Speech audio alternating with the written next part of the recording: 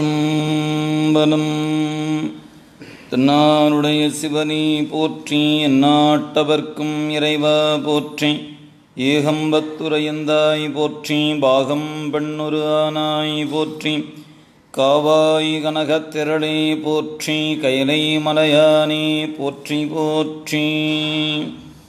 அரைசனே என்பர்க்கடியனேனுடைய அப்பனே, ஆவியோடு ஆக்கை புரை புரை கணிய புகுந்து நின்றுருக்கி, பொய்யிருள் கடிந்தமைச் சுடரே, திரைபெறா மன்னும் அமுதத்தன் கடலே, திருப்பெருந்துறை உரை சிவனே, உரை உணர்விறந்து நின்று உணர்வதோர் உணர்வே, யான் உன்னை உரைக்குமாறு உணர்த்தே. சைவத்தின் மேல் சமயம் வேறு இல்லை, அதில் சிவமாம் தெய்வத்தின் மேல் தெய்வமில்லெனும், நான்மறை செம்பொருள் வாய்மை வைத்த சீர்திருத்தேவாரமும் திருவாசகமும் உய்வைத்தரச் செய்த நால்வர் பொற்றாள் எம் உயிர்த்துணையே. கல்லால் நிழல் மலை வில்லார் அருளிய பொல்லார் இணை மலர் நல்லார் புனைவரே.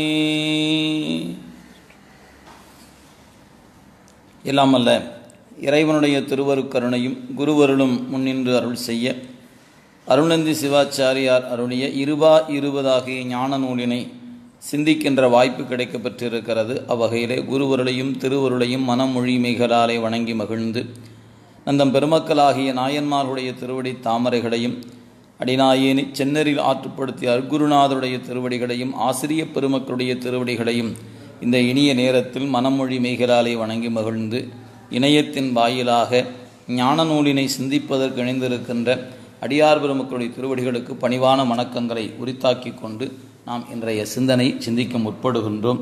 இந்த ஞான நூலினை நம்முடைய பேராசிரியர் பெருந்தகை வையாபுரி ஐயா அவர்கள் எழுதிய உரை நூல் வைத்து கொண்டு நாம் சிந்தித்து கொண்டு இருக்கின்றோம். அந்த வகையில் கடந்த வகுப்பில் 192வது பக்கத்தில் 3 பத்திகள் சிந்தித்து நிறைவு செய்திருக்கிறோம். 4வது பத்தியிலிருந்து இன்றைய சிந்தனையை நாம் தொடங்க வேண்டும். அதுக்கு முன்பாக நாம் என்ன பார்த்தோம் அப்படிங்கிற ஒரு செய்தியை மட்டும் நினைவுபடுத்தி கொண்டு நாம் பார்க்கலாம். நாம் நிறைவாக கடந்த வகுப்பில் பார்க்கும் பொழுது, நின் பெற்றவர்க்கும் உற்பவம் உண்டு என்னும் சொல் பெறும் அகுது இத்தொல்லுலகு இல்லை, உன்னை பெற்றவர்கள் மீண்டும் இந்த உலகத்துக்கு வருவது இல்லை என்பது தான் இந்த உலகத்தில் காணப்படுகிறது அப்படிங்கிற சொல் பொருளை நாம் பார்த்தோம். இந்த பழமையான ஞான நூல்கள் வழக்கில் இப்படி மீண்டும் வருவார்கள், இறைவனோடு கலந்தவர்கள் மீண்டும் வருகிறார்கள் என்கிற செய்தி நம்மிடத்தில் இல்லை. எனவே இந்த நிலையை எடுத்துக்கொண்டு மேலும் மாணாக்கர் ஆசிரியர்த்த வினவுகின்றார். அதைத்தான் நாம் இப்போ பார்க்க போகிறோம். அமைவும் சால்வும் மயர்வு அற சொல்லின் சொல் எதிர் சொல்லா சொல்லே சொல்லுக, எதிர் சொல்லா சொல்லே சொல்லுக. மாணாக்கர் இப்போ உள்ளத்தில் இருப்பதை தெளிவுபடுத்துகிறார். அமைவும், அதாவது மேற்கூறிய அமைவுகள் ஒவ்வொன்றிலும் நாம் இதுவரைக்கும் பார்த்தோம். ஏன்னா அது நம்ம கடந்த வகுப்பிலே நிறைவாக பார்த்தோம். என்னென்ன வகையாக எப்படி சொன்னாலும் ஏதேனும் ஒரு வகையில் குற்றம் வருகிறதே அப்படிங்கிறத விரிவாக 6 வகையாக எண்ணி பார்த்தோம். அந்த 6 வகையிலும் ஒவ்வொரு குற்றங்கள் வருவதை நம்ம போன வகுப்புக்கு முந்தைய வகுப்பிலேயே விரிவாக நம்ம பார்த்துருக்கோம். எனவே இப்போ அவர் மாணாக்கர் கேட்பது, எனக்கு இவ்வாறு ஐயம் எழாதவாறு எனக்கு நீங்கள் சொல்லை சொல்லி என்னுடைய மயக்கத்தை நீக்கி அருள வேண்டும் என்பதுதான் மாணாக்கர் ஆசிரியர்கிட்ட கேட்கிறார். பாருங்கள் என்னென்னலாம் அப்படி முன்னே பார்த்துருக்குறோம். இப்போ ஒரு தொகுப்பாக மேலே கூறிய அமைவுகள் ஒவ்வொன்றிலும் அவ்வவ் என்பது வகர ஈற்று பன்மை சுற்று அப்படின்னு அந்த இலக்கண குறிப்பு கொடுத்திருக்கிறார். அந்த பன்மை சுட்டு கடந்து சொல்றார். அமைவு என்பது என்ன வகையில் 4 அமைவு என்று எடுத்துக்கொள்கிறார். உன்னில் துன்னி எனவும், யான் வந்து அணைந்து எனவும், ஆற்று துயர் உற்றோர் எனவும், நின்னை வெளிப்படுத்து எனவும் கூறி பார்த்த 4 வகை அமைதிகளை உணர்த்திற்று. 4 பற்றியும் நாம் முன்னையே விரிவாக படிச்சிட்டோம். அதனால் உன்னில் துன்னி என்பது முதல்ல பார்த்தோம். யான் வந்து அணைந்து, யான் உன்னோடு வந்து கூடுகிறேன். ஆற்றும் துயர் உற்றோர், இவ்வாறு அந்த வழி நடுக செய்யக்கூடிய பயணத்தில் துயர் உற்றோர், நின்னை வெளிப்படுத்து, என்னுள் இருக்கிற நீ என்னை வெளிப்படுத்தி கொடு அப்படின்னு கேட்க 4 வகை அமைவுகள். அதான் சொல்ல அமைதிகள் பல, 4 வகையாக இருத்தலின் அவ்வவ் அமை என பல்மை சுட்டினால் கூறப்பட்டது. எனவே இங்கே பன்மை சுட்டினால அவ்வவ் அமைவு என்று எடுத்துக்கொண்டார். அப்போ இதெல்லாம் எடுத்துக்கொண்டு மேலே ஆராய்ந்ததாக ஆராய்ச்சி நோக்கிலே காணப்பட்ட அவற்றினை வைத்து கொண்டு சொல்கிறார். சால்வும் மயர்வு அற அவ்வவ் அமைவும், முன்னே படித்த அந்த முடிவுகளாக பார்க்கப்பட்ட அவைகளும், சால்வும் மயர்வு அற மயக்கம் நீங்குமாறு பாருங்க. சால்வு அவ்வவ் அமைதிகளில் காணப்படும் மன நிறைவுகள், இப்படி வைத்து கொண்டால் ஒரு நிறைவு இருக்குது, ஆனால் அது ஒரு சின்ன குறை. இப்படி ஒவ்வொன்றாக பார்த்து கொண்டு வந்தில்லை. சாலுதல் என்ற சொல்லுக்கு நிறைதல் என்று பெயர், சால்வு அப்படின்னா நிறைவு என்று பெயர். ஆக சால்வு என்று சொல்லக்கூடிய, எனவே சாலுதல் நிறைதல், சால்வு என்ன நிறைவு. இங்கே மேலே கூறப்பட்ட 4 வகை அமைதிகளால் உண்டான நிறைவினை உணர்த்தி நின்றது. சால்வு என்பது குறிப்பினால் சால்வின்மை என்னும் கருத்தை புலப்படுத்தியது.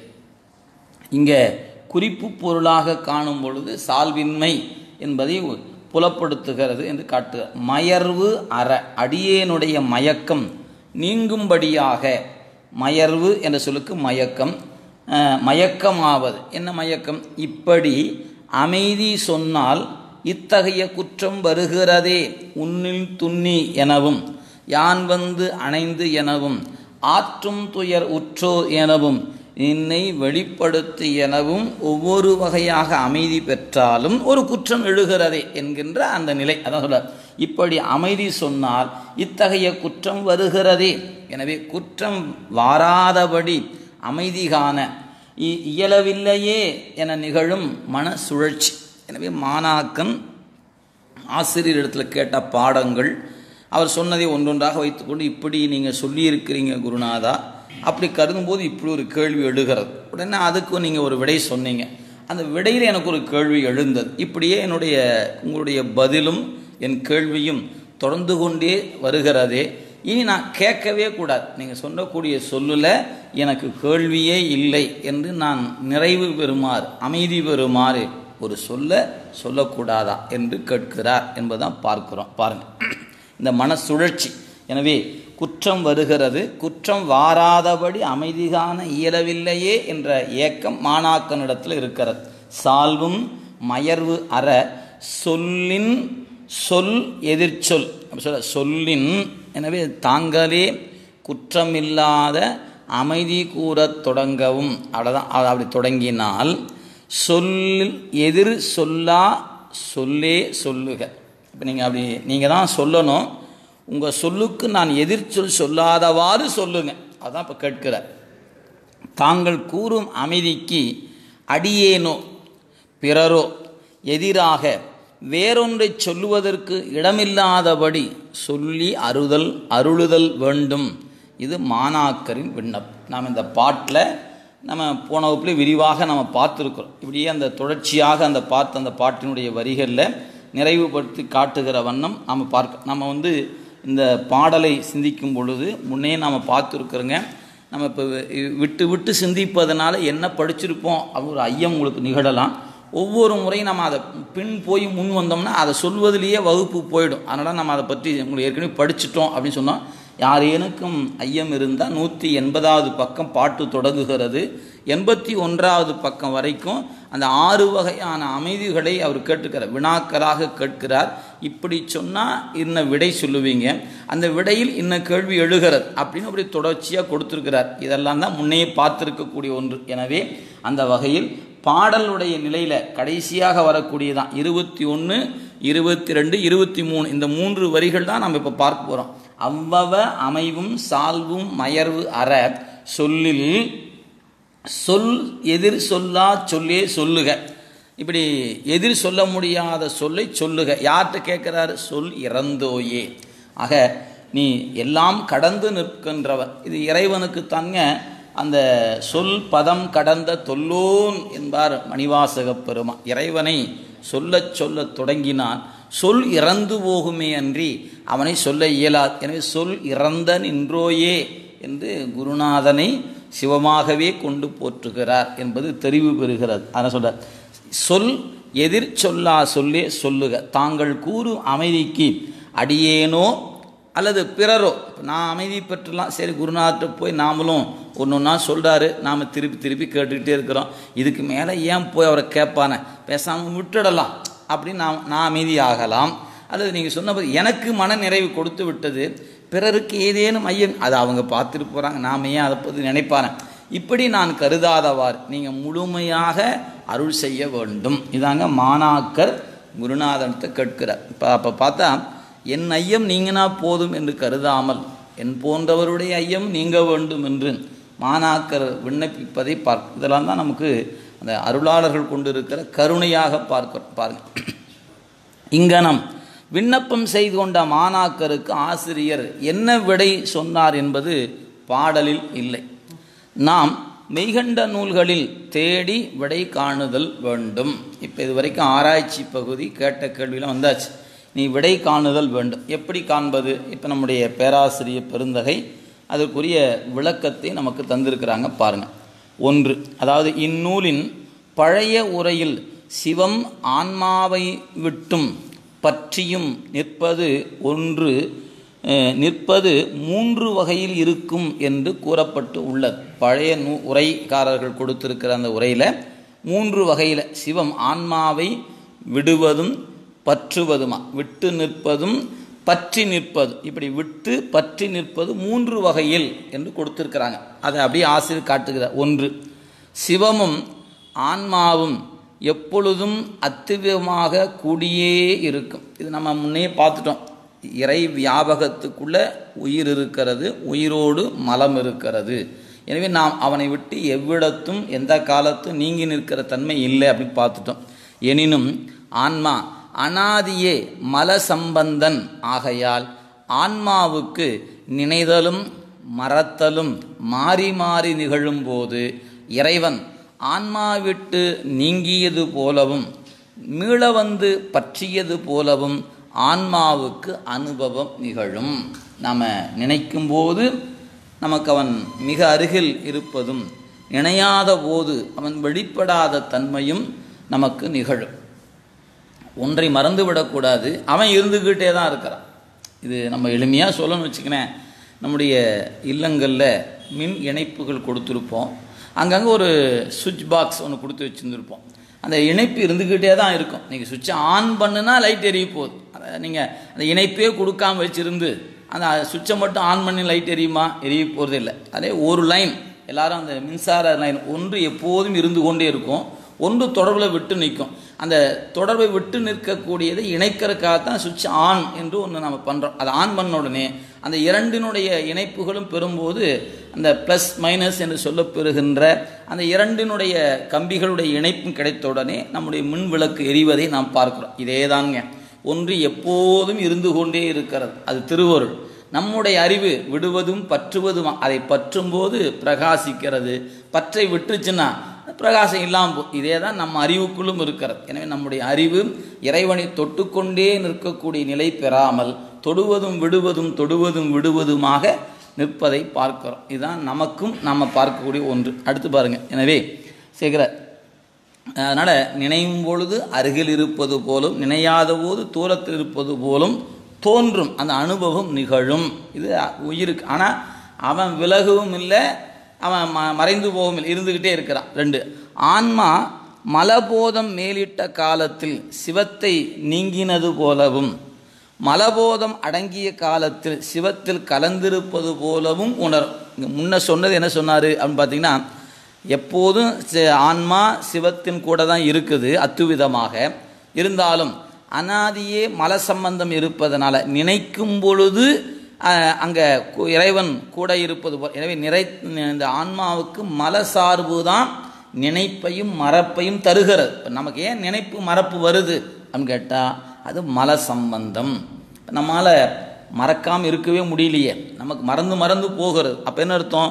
நாம் மல சம்பந்தத்தில் இருக்கிறோம் என்பது புலனாகிறது. அப்போ யாருக்கு மறப்பே இல்லையோ அவர்கள் திருவருள் சம்பந்தத்தில் இருக்கிறார்கள்.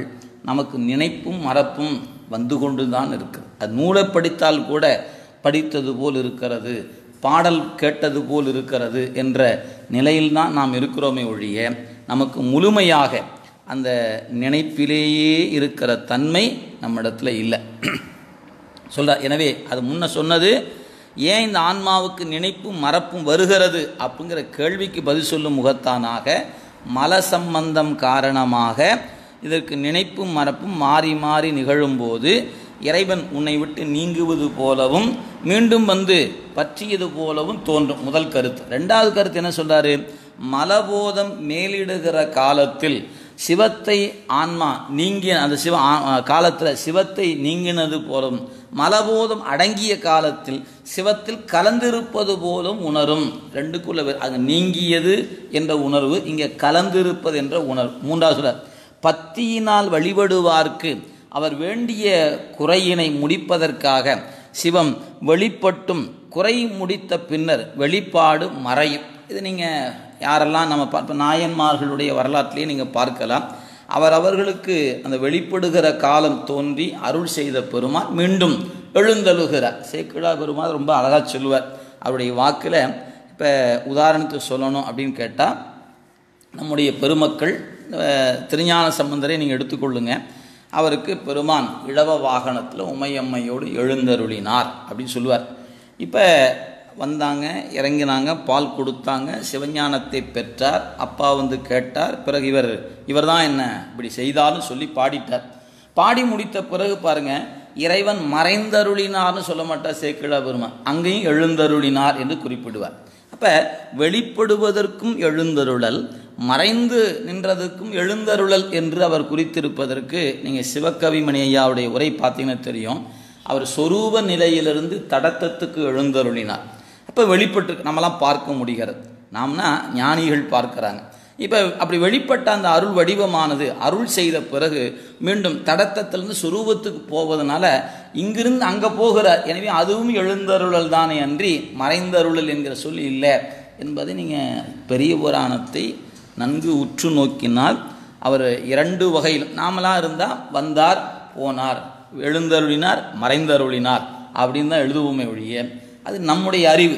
அது சேக்கிழாருடைய அந்த கருணை நமக்கு இரண்டையும் ஒரே சொல்லால் குறித்திருப்பார். அதற்கு நீங்கள் ஆழமாக பார்த்தீங்கன்னா அந்த பொருள் விளங்கும். எனவே அந்த வகையில் பத்தியினால் வழிபடுவார்க்கு அவர் வேண்டிய குறையினை முடிப்பதற்காக, இப்போ ஞானசம்பந்த பெருமானுக்கு ஒரு இடத்துல மட்டுமா வெளிப்பட்டு அருளினார்? இல்லை, அவ்வப்போது வெளிப்பட்டு அருளினார். அதுபோல் திருநாவுக்கரசர், அதுபோல் நம்பி ஆரூரருக்கு, இப்படி அவரவருடைய அருள் வரலாற்றில் அவங்க நினைக்கும் பொழுதெல்லாம் அல்லது இறைவன் விரும்பிய பொழுதெல்லாம் வெளிப்பட்டு இருக்கிறார் என்பதை மணிவாசகர் வரலாற்றிலும் நீங்கள் பார்க்கலாம்.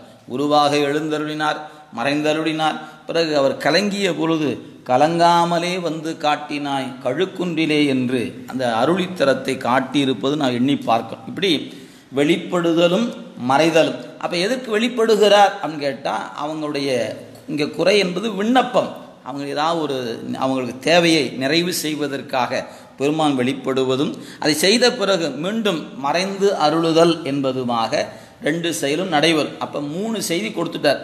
நீங்கள் அந்த மல சார்பு காரணமாக ஆன்ம அறிவானது மறைப்புக்கும் நினைப்புக்கும் மாறி மாறி நிற்கும். அப்படி நினைப்பு மாறி மாறி நிற்கிற காரணத்தினால உங்களுக்கு என்ன தோன்றும் அப்படின்னு கேட்டால், ஆன்மாவை விட்டு இறைவன் நீங்கியது போலவும், எப்போ மறக்கும் போது நீங்கியது போலவும், நினைக்கும் போது வந்து கூடியது பற்றியது போலவும் ஏற்படும் ஒரு செய்தி.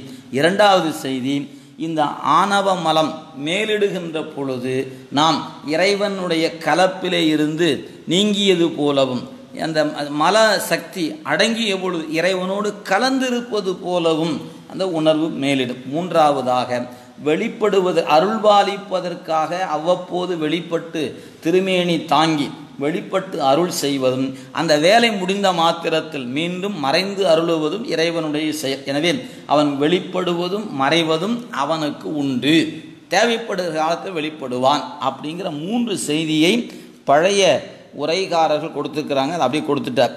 சொல் எதிர் சொல்லா சொல்லே சொல்லுக என்பது சொல்லுக சொல்லை பிரிதொரு சொல் அச்சொல்லை வெல்லும் சொல் இன்மை அறிந்து என்று திருக்குறளை இங்கே நினைவுபடுத்தி இருக்கிறார் என்று உரையாசிரியர் கீழே அடிக்குறிப்பு தந்திருக்கிறார். அடுத்து சொல்ல இங்கனம் பழைய உரையில் கூறப்பட்டு இருப்பதனால், இப்போ இதை வைத்து கொண்டு இந்த 3 கருத்தை தான் பழைய உரைகாரர்கள் தந்திருக்கிறாங்க. அதை வைத்து கொண்டு ஆசிரிய பெருந்தகை அதை விரித்து தருகிறார். பாருங்கள், அதனுடைய பொருள் நமக்கு நம்ம விளங்கி கொள்றவர். அது அவங்க காலத்துக்கு இருந்த நடை நம்ம காலத்துக்கு கொடுக்கிறார். சிவம் எக்காலத்தும் ஆன்மாவை விடுதலோ பிரிதலோ இல்லை. அவன் எப்போவுமே நம்ம விட்டு விலகுவதே இல்லை, நம்ம கூட இருந்துக்கிட்டே இருக்கிறான். இதுதான் வழிபாட்டினுடைய முடிந்த பயன். நம்ம அவ்வப்போது ஏற்படுகிற இடர்பாடுகள் அல்லது நமக்கு ஏற்படுகிற துன்பங்கள், இதன் காரணமாக கடவுளை விட்டு விலகி இருப்பது போல, கடவுள் நம்மை மறந்து விட்டது போல பலவாறு எண்ணங்கள் நமக்கு ஏற்படும். ஆனால் உண்மையில் அப்படி இல்லவே இல்லை. அவ்வளோதான். இதுதான் முதல் கருத்துங்க. ரெண்டாவது, மலம் காரணமாக விடுதலும் பிரிதலும் நிகழ்வது போல் தோன்றும், அதனால் சிவத்துக்கு ஒரு குறைவும் இல்லை. ஆக நம்ம இறைவன் நம்ம கூடவே இருந்துக்கிட்டு இருக்கிறான். அவன் விலகுவதும் இல்லை வருவதும் இல்லை. அப்படி ரெண்டும் ஒரே தன்மையில் இருக்கிற நிலையில் அப்படி வெளிப்படாத காரணத்தினாலோ அல்லது மறைவதனாலோ அவனுக்கு எந்த குறையும் இல்லை. மூன்றாவது, சிவம் எங்கும் நிறைந்திருந்தாலும் ஒவ்வொரு காலத்தில் ஒவ்வொரு இடத்தில் ஒவ்வொரு காரணம் பற்றி தன்னை புலப்படுத்தி பின் மறைந்து நிற்கும். அவ்வளவு காலங்களில் தேவைக்கு ஏற்ப உயிர்களுக்கு அருள்பாலிப்பதற்கு ஏற்ப வெளிப்படுதலும் மறைதலும் நிகழும். அது ஒன்றும் நீங்கள் வெளிப்பட்ட மாதிரியே இருப்பார்னு நினைக்க வேண்டாம், மறைந்தவராக இருப்பார் என்று கருத வேண்டாம். வெளிப்படுதலும் மறைதலும் நிகழும் அவ்வளவு காலங்கள். அதான் சொல்றார், தேவைக்கு ஏற்ப. அதான் சொல்ற, ஒவ்வொரு இடத்தில் எங்கும் நிறைந்திருக்கக்கூடிய அந்த பரம்பொருள் ஒவ்வொரு காலத்தில் 7ஆம் நூற்றாண்டில் 9ஆம் நூற்றாண்டில் இப்படி நூற்றாண்டுகள் கணக்கு வைத்தால் நாம் வாழ்கிற காலத்தில் ஒவ்வொரு இடத்தில் நீங்கள் இன்றைக்கி நாம் நிறைய பார்க்குறோம். எத்தனையோ இடங்களில் நீங்கள் பார்த்தீங்கன்னா தெரியும். இன்றைக்கு கூட ஒரு செய்தி நீங்கள் பார்த்துருக்க கூடும். அன்பர்கள் யாராவது அது நினைவு இருந்தால் பார்க்கலாம். ஒரு ஆலயத்தின் திருப்பணிக்காக வேள்விச்சாலை அமைப்பதற்காக ஒரு இடத்துல தோன்றுகிறார்கள். நடராச பெருமானுடைய திருமேனி முதலான 50 மூர்த்தங்கள் இன்றைக்கி வெளிப்பட்டு இருக்கின்றன. இன்றைய செய்தியில் நீங்கள் பார்த்துருக்கலாம், அல்லது உங்களுக்கு நாளை செய்தி வரலாம். இதுதான் நம்ம பார்ப்போம். அப்போ இது நாள் வரையிலும் வெளிப்படாத அந்த மூர்த்தம் அந்த மண்ணுக்குள் இருந்தது. வேள்விச்சாலை அமைப்பதற்காக அவங்க மண் தோண்டிய பொழுது இந்த நடராச திருமேனியும் சிவகாமி அம்மையும் இன்னும் சில மூர்த்தங்களும் வெளிப்பட்டது. அப்போ இறைவன் இப்படி என்ன காரணம் பற்றி வெளிப்படுவதும் மறைவதுமாக இருக்கிறார். கொஞ்சம் எல்லாருக்குமே ஏற்படுகிற ஐயம் ஒன்று இருக்கிறார். இப்போ உதாரணத்துக்கு நாம் இந்த வெளிப்படுதல் மறைதல் ஏன் நிகழ்கிறது என்பதை சிந்திப்பதற்காக வைத்து கொண்டோம்னா, அரசர் பெருமக்கள் அன்றைய காலத்தில் ஒவ்வொரு இடங்களிலும் பெரும் பெரும் ஆலயங்களை அமைத்து அதற்குரிய வழிபாட்டுக்கு தடையில்லாது நடைபெறுவதற்கு தேவையான நிபந்தங்களை எல்லாம் வைத்து சென்றார்கள். இப்போ அந்த ஆலயம் அப்படியே நடந்து கொண்டே இருக்கிறது. நீங்கள் நினைத்து பாருங்கள், அப்படி கட்டப்பட்டு இருக்கிற ஆலயங்கள் வழிபாடு குறைவின்றி தொடர்ந்து நடைபெற்று கொண்டே இருக்குன்னு வைத்துக்கொள்ளுங்களேன். நமக்கு என்ன வேலை இருக்கும்? போகலாம், சாமி கும்பிடலாம், சக்கரை பொங்கல் கொடுத்தா வாங்கி சாப்பிட்லாம், மார்கழி மாதத்தில் வெண்பொங்கல் கொடுத்தான்னு வாங்கி சாப்பிட்லாம், சாட்டு போட்டு கும்பிட்டு போட்டு வர தவிர்த்து வேறு வேலை இருக்காது. நமக்கு ஏதாவது ஒரு உடல் உழைப்பை கொடுப்பது அல்லது ஒரு திருப்பணி செய்தல் என்கிற எண்ணத்திற்கோ வாய்ப்புக்கோ ஏதாவது அமையுமான்னு கேட்டால் அமையவே அமையாது. நீங்கள் நல்லா சிந்தித்து பார்க்கணும். ஒரு ஆலயம் நம்முடைய பெரியவங்க கட்டி வைத்திருக்கிறார்கள். முழுதுமாக பழுது பெற்று அந்த சுவர்கள் முதலான எல்லாம் கூட உள்ள நுழையாத முடியாதவாறு கருவறையினுடைய சுவர்களெல்லாம் விழுந்து கிடக்குன்னு வைத்து கொள்ளுங்களேன். சாமிக்கு என்னைக்கு திருமஞ்சனம் ஆயிற்றுன்னு தெரியவில்லை, எப்போது அமுது ஊட்டினார்கள் என்று தெரியல. நீங்கள் திருமஞ்சனம் ஆட்டினாலும் அமுது ஊட்டினாலும் ஊட்டாது விட்டாலும் அவருக்கு ஒரு குறையுமே இல்லை.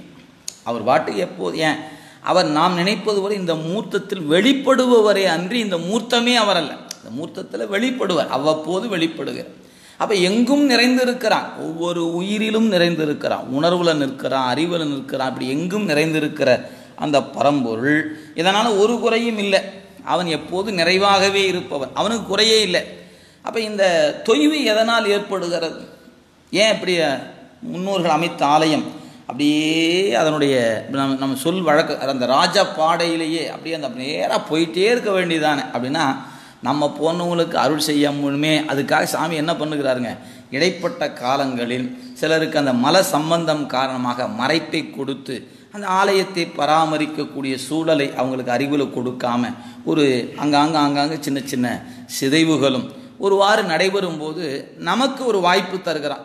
நீ உன்னுடைய அறிவை செம்மை செய்து கொள், உனக்கு ஒரு புண்ணியத்தை தேடு. என்ன புண்ணியத்தை? அறிவை செம்மை செய்து கொள்ளக்கூடிய புண்ணியத்தை தேடணும். அப்போ நீ என்ன பண்ணணும்? அவனுக்கு நீ ஏதாவது பணி செய் அப்படிங்கிற உணர்வை இன்னைக்கு. அப்போ 10ஆம் நூற்றாண்டு காலங்கள் 11, 12 அப்படின்னு வைத்துக்கொள்ளுங்க. இப்போ சோழ பேரரசு ஒரு 400 ஆண்டு காலம் மிக வலிமையாக அவர்கள் ஆட்சி புரியும். அதுக்கு முன்னே அவங்க காலம் உண்டு. மிக வலிமை பெற்று சோழருடைய பொற்காலம் என்று எடுத்துக்கொண்ட ஒரு குறைந்தபட்ச ஒரு 400 ஆண்டுகள் வலிமையாக அவங்க இருந்திருக்கிறாங்க. அப்படி வலிமையாக இருந்த அந்த சோழ பேரரசு 1000 கோயில்களை கட்டி வைத்து அவங்க அப்படியே நமக்கு நம்முடைய காலத்தை கணித்து பார்த்தீங்கன்னா ராசேந்திர சோழன் வரை மிகப்பெரிய வெற்றிகள். அவருடைய மகன், அதன் பிறகு 2ஆம் ராசராசன், இப்படி சில பேரரசுகள் தொடர்ந்து வலிமை பெற்றன. அதன் பிறகு அப்படியே ஒரு தொய்வு, அப்படியே சூழல் மாறுகிறது. இன்றைக்கி அவர்கள் அமைத்த கோயில்கள் எல்லாம் சிதைவுற்று கிடக்கிறதை நாம் பார்க்கிறோம். இப்போ இது எதற்காக இறைவன்? இப்போ நீங்கள் நினைத்து பார்க்கணுங்க, நம் போன்றவருடைய வினையை நீக்கிக் கொள்வதற்கும் நம் அறிவை செம்மைப்படுத்துவதற்காகவும் சிவம் தனக்குத்தானே தன்னுடைய ஆலயத்தை அவ்வாறு பழுது பெறுகிற வரையிலும் பார்த்து கொண்டே இருக்கிறார். ஏன்? அவன் நாளைக்கு வருவான், ஏதாவது அவன் செய்யட்டும், அவன் அறிவு ஒரு திருத்தம் நிகழட்டும் என்று நம்பொருட்டு இறைவன் அப்படி அமர்ந்திருக்கிறானே அன்றி அவனுக்கு அதனால் ஒரு குறையும் இல்லை. நீங்கள் ஆடை சாமிக்கு போடலாம், பாலை விடலாம், தயிரை விடலாம், என்ன வேணால் செய்து கொள்ளலாம். அதெல்லாமே நமக்காக செய்து கொள்வது தானே அன்றி நான் சிவத்துக்கு செய்கிறேன் என்பதெல்லாம் இல்லை. ஏன்? சிவம் தேவையுடைய பொருள் அல்ல, எந்த தேவையும் இல்லாத பொருள். எனவே அப்படி ஒரு வாய்ப்பு நாம் அதுக்குள்ளே நுழைகின்ற போது நம்ம அறிவுக்குள்ள அப்படி இருக்கணும். இது இறைவன் நமக்கு தந்திருக்கிறான், இந்த வாய்ப்பை நம் வினையை கழித்து கொள்வதற்கு ஒரு வாய்ப்பு தந்திருக்கிறான் என்று கருத வேண்டுமே அன்றி வேறு நோக்கமல்ல. அப்போ சிவம் வெளிப்படுவதும் மறைவதும் எதற்காக? அருள்வாளிப்பதற்கு வெளிப்படுவது என்பதை நாம் இந்த இடத்தை உணர்ந்து கொள்ள வேண்டும். எனவே அவனுக்கு ஒரே போலவே இருந்து விடலாமே. அப்படி ஒரே போல இருந்துட்டா இந்த வினையினுடைய வலிமையும் அவனுடைய அருளினுடைய வலிமையும் நம்மால் உணர முடியாமல் போயிடும். எனவே ரெண்டையும் உணர்த்த வேண்டிய பொறுப்பு அவனுக்கு இருக்கிறது. எனவே வினை தாக்கம் எவ்வளவு இருக்கிறது, அருளினுடைய மீழ்ச்சி எவ்வாறு இருக்கிறது, ரெண்டையும் நமக்கு உணர்த்த வேண்டிய ஒரு அடிப்படை நமக்கு அவசியம் இருக்கிறது என்பதை உணர்ந்து கொள்ளலாம். இது எடுத்துக்காட்டுக்காகத்தான் நீ பத்திக்குவாங்க. இது சிவத்தின் அருள் உடைமையை காட்டும். இப்போ மேலே சொல்ற 3 செய்தி, எக்காலத்தும் ஆன்மாவை விடுதலோ பிரிதலோ இல்லை. 2, மலம் காரணமாக விடுதலும் பிரிதலும் நிகழ்வது போல தோன்றும், ஆனால் சிவத்துக்கு ஒரு குறையும் இல்லை.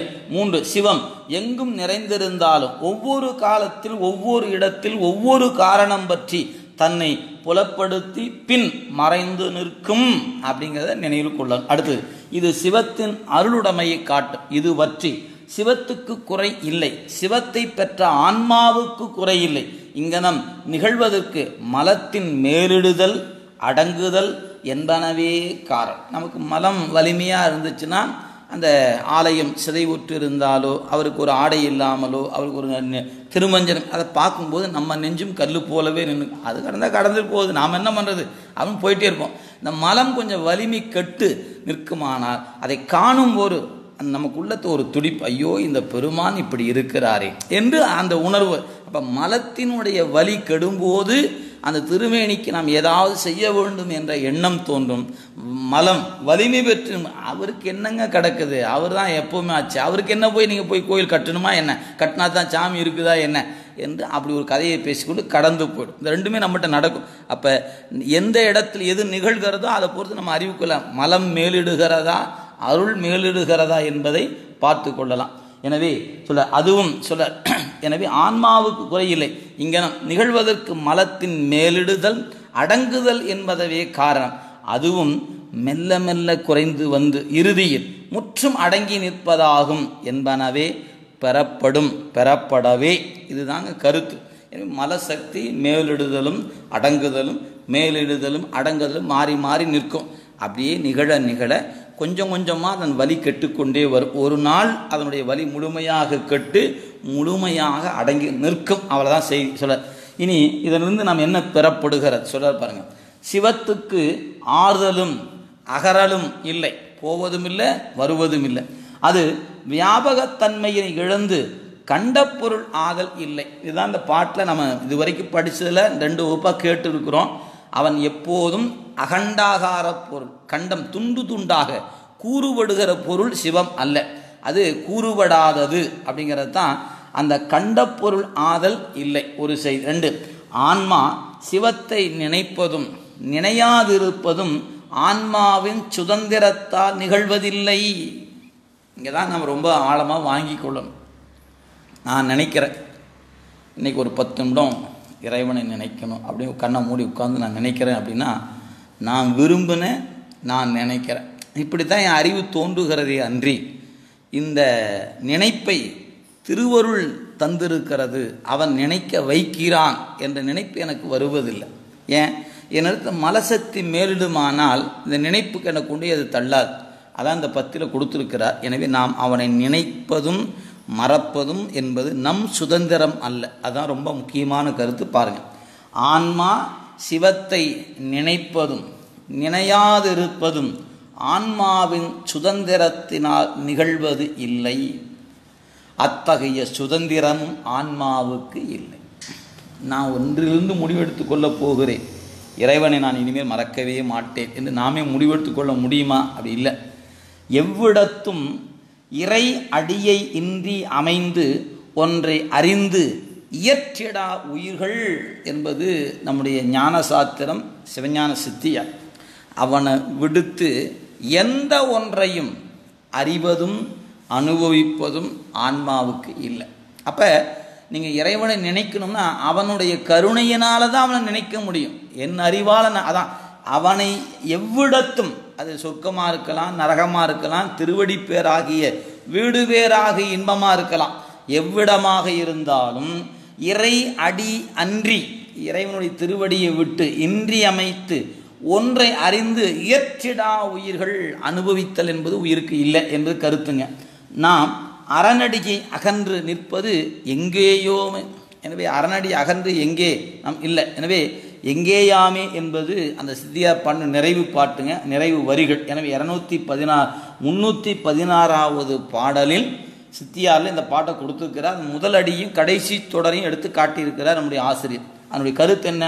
சிவம் ஆன்மாவை தூய்மைப்படுத்துவதற்காக மலத்தை செலுத்துகிறது. நமக்குள்ள அறியாமை என்கிற மலம் இருக்கிறது. அறியாமையாகிய மலத்தை நம்மிடத்து அடக்கி அதை நீக்கி தூய்மைப்படுத்துவதற்காக மலத்தை செலுத்துகிறது. பாருங்கள், எனவே ஆன்மாவை பக்குவப்படுத்துவது அதான். எனவே தூய்மைப்படுத்துவதற்காக மலத்தை செலுத்துகிறது. ஆதலின் அது ஆன்மாவின் குற்றம் அன்று, அது ஆன்மாவுக்கு சுதந்திரம் உண்டு என்பதை உணர்த்துவதும் அன்று. எவ்விடத்தும் ஆன்மாவுக்கு சிவம் உடனாய் நின்று இயங்குவதால் இயங்கும் நிலையன்றி சுதந்திரமாக இயங்கும் நிலை இல்லை. சிவம் செலுத்தத்தான் உயிர் செல்லுமே அன்றி நாமே சுதந்திரமாக செல்லுகின்ற ஆற்றல் நம்மிடத்தில் இல்லை. சிவம் வெளிப்பட நின்று அருளினால் தான் முத்தி, மறைந்து நின்று அருளினால் பிறப்பு வந்து சேரும் என்பது இல்லை. சிவத்தின் அருள் ஆன்மாவின் மேல் எவ்வகையில் நிகழ்ந்தாலும் அது முத்திக்கு காரணமாகும் என்பன உணரப்படும். அவ்வளோதான். நீங்கள் அவர் வெளிப்பட்டும் அருள் செய்யலாம், உள்ளிருந்தும் அருள் செய்யலாம் அப்படிங்கிற சொல்லிக்கிறார். இவ்வாறு 4 செய்தி, நம்முடைய 3 செய்திகளை இங்கே கொடுத்துருக்கிறார்.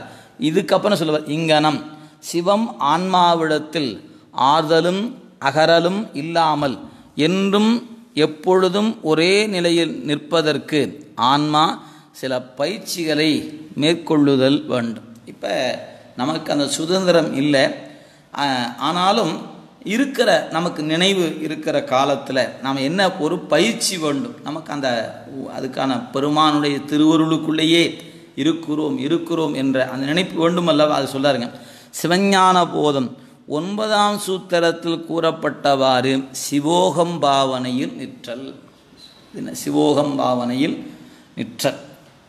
நம்மால் எதையும் அறிந்து அனுபவிக்கிற ஆற்றல் நம்மிடத்தில் இல்லை. அறிவிப்பது சிவம், அனுபவிக்கும்போது சிவம் உடனாக நிற்கிறது. அப்படிங்கிற நிலையில் சிவோகம் பாவனை என்பது இன்றியமையாதது என்பது ஒரு கருத்துங்க. இது எங்கே இருக்குது? 9ஆம் நூற்பாவில் இருக்கிறது.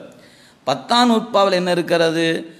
10ஆம் சூத்திரத்தில் கூறப்பட்டவாறு ஏகனாக நிற்றல், இறைவனி நிற்றல். நீங்கள் முதல்ல சொல்லப்பட்ட சிவோகம் பாவனை நின்னாத்தான் ஏகனாகி இறைவனி நிற்றலாகி அடுத்த படிநிலைக்கு வர முடியும். அப்படி அந்த இடத்துக்கு வந்துட்டீங்கன்னா 11ஆம் நூற்பாவில் சொல்லப்படுகிற வண்ணமாக அயரா அன்பு செய்தல், மறத்தல் இல்லாத அன்பு அப்போ தான் கிடைக்கும்.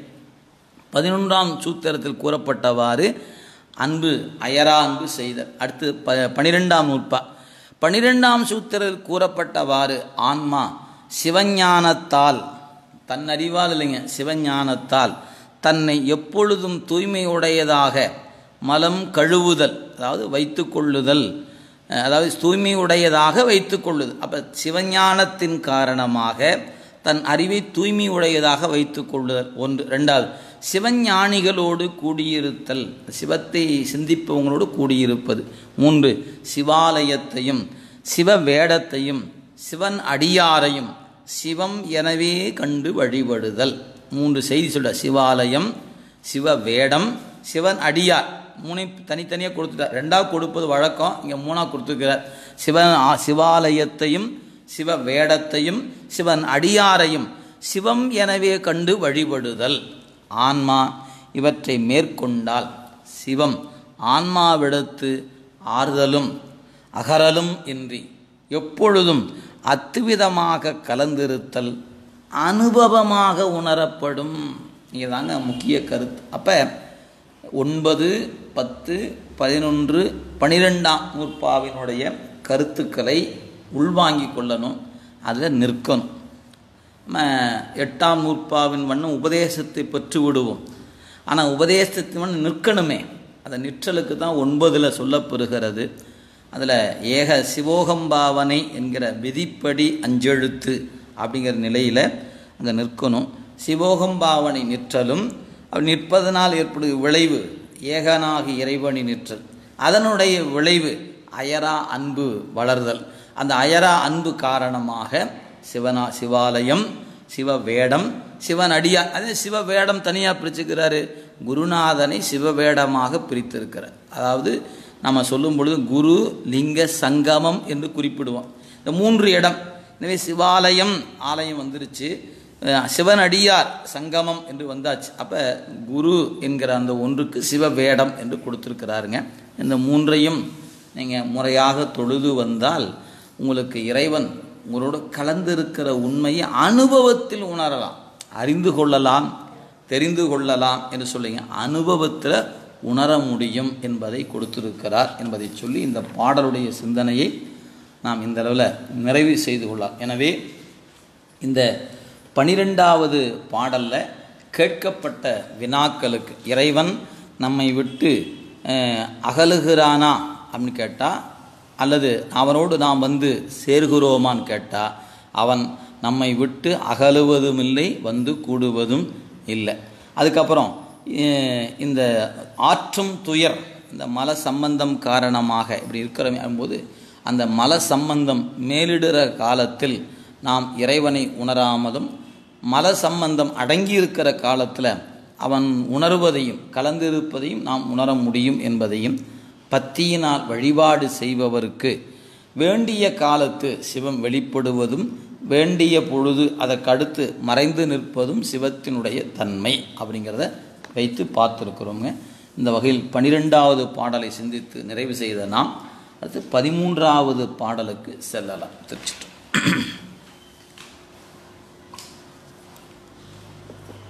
13வது பாடல்.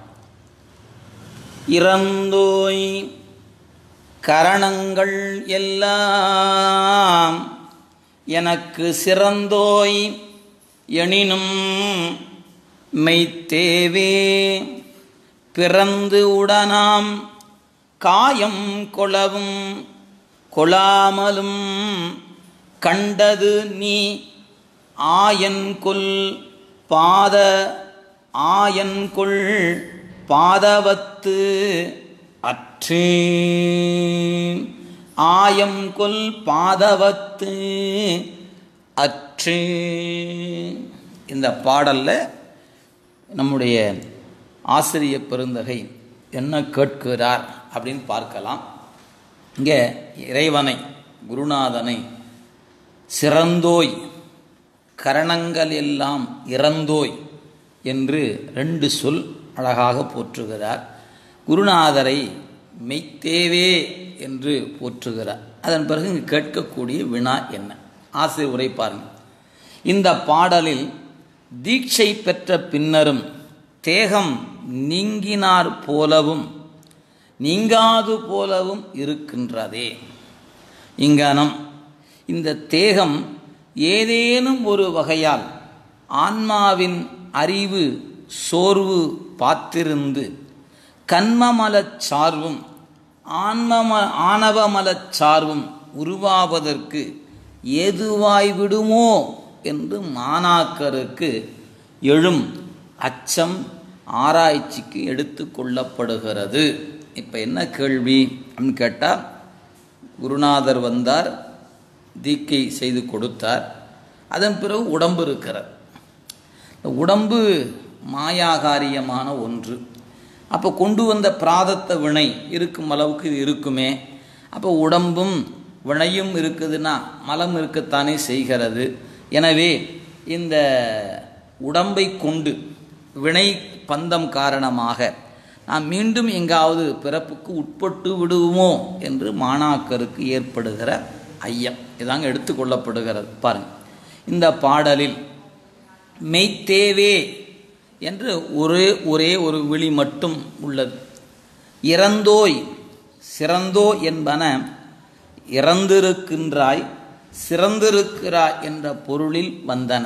இவை விழிகள் அல்ல. நமக்கு இங்கே விழி என்பது ஒரே ஒரு விழி தான். மெய்த்தேவே என்பது மட்டும்தான். இறந்தோ என்பதோ சிறந்தோ என்பதோ விழிகள் அல்ல.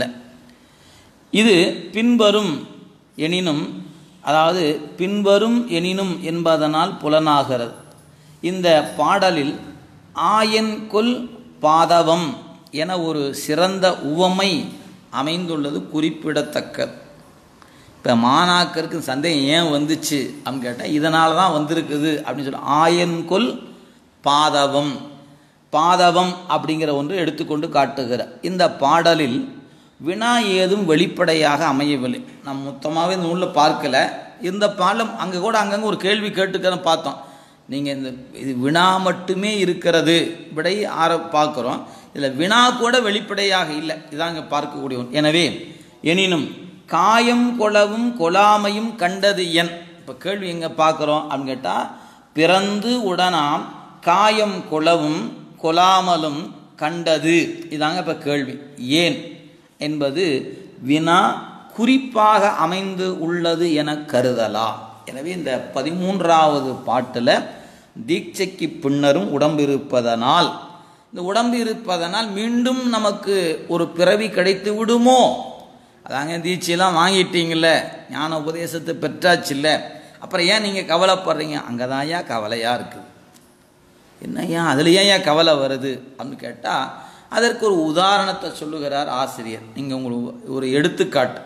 பசுவை மேய்க்கக்கூடிய ஆயன் இந்த பசுக்களை மேய்ச்சலுக்கு அழைத்து செல்லும் பொழுது உயர்ந்த இடத்துல சில இலைகள் இருக்கும். அது அந்த பசுக்கள் முயற்சி பண்ணி பார்க்கும், அதுக்கு அது எட்டுவதில்லை. உடனே தன் கையில் இருக்கிற ஒரு கொடுவாள் அல்லது அரிவாள் கொண்டு அந்த மரத்தின் பகுதியை ஒரு லேசாக ஒரு பாதிக்கு அப்படி வெட்டி சாய்ப்பார். சாய்ந்தோடனே அந்த உயர்ந்து இருக்கிற மரம் அப்படி இப்படி விழுந்து கிடக்கும். மரத்தின் தொடர்பை முழுமையாக துண்டிக்காமலும் அதே சமயத்தில் வெட்டி ஒரு பகுதிக்கு மேலே சாய்ந்து விடும். அந்த தொடர்பு இருந்து கொண்டே இருக்கும். முழுசாக துண்டு செய்து விட்டால் மரத்துக்கும் கிளைக்கும் தொடர்பு அற்று போயிடும். அப்படி இல்லாமல் அந்த கிளையை அப்படியே ஒரு வெட்டி மரத்தோடவே இருக்குமாறு விட்டு விடுவான். இப்போ அந்த பசுக்கள் அந்த இலைகளை அது உணவாக எடுத்துக்கொண்ட பிறகு அன்றைய நாளில் எல்லாத்தையும் சாப்பிட்டுன்னு வச்சுக்கினேன். பிறகு ஒரு ஒரு ஒரு குறிப்பிட்ட நாட்கள் கழித்து மீண்டும் அந்த பசு வரும்போது அந்த உடைந்த கிளை அந்த மரத்தோடு தொடர்பு இருப்பதனால அதை அப்படியே தளிர் அப்படி மீண்டும் இலையும் பூவும் காயுமா மீண்டும் வரும், மீண்டும் பசுவுக்கு உணவாகிறது. மொத்தமாக வெட்டி விட்டுருந்தான்னா மரத்துக்கும் கிளைக்கும் தொடர்பு அற்று போயிருக்கும், மீண்டும் இதில் இலை வராது.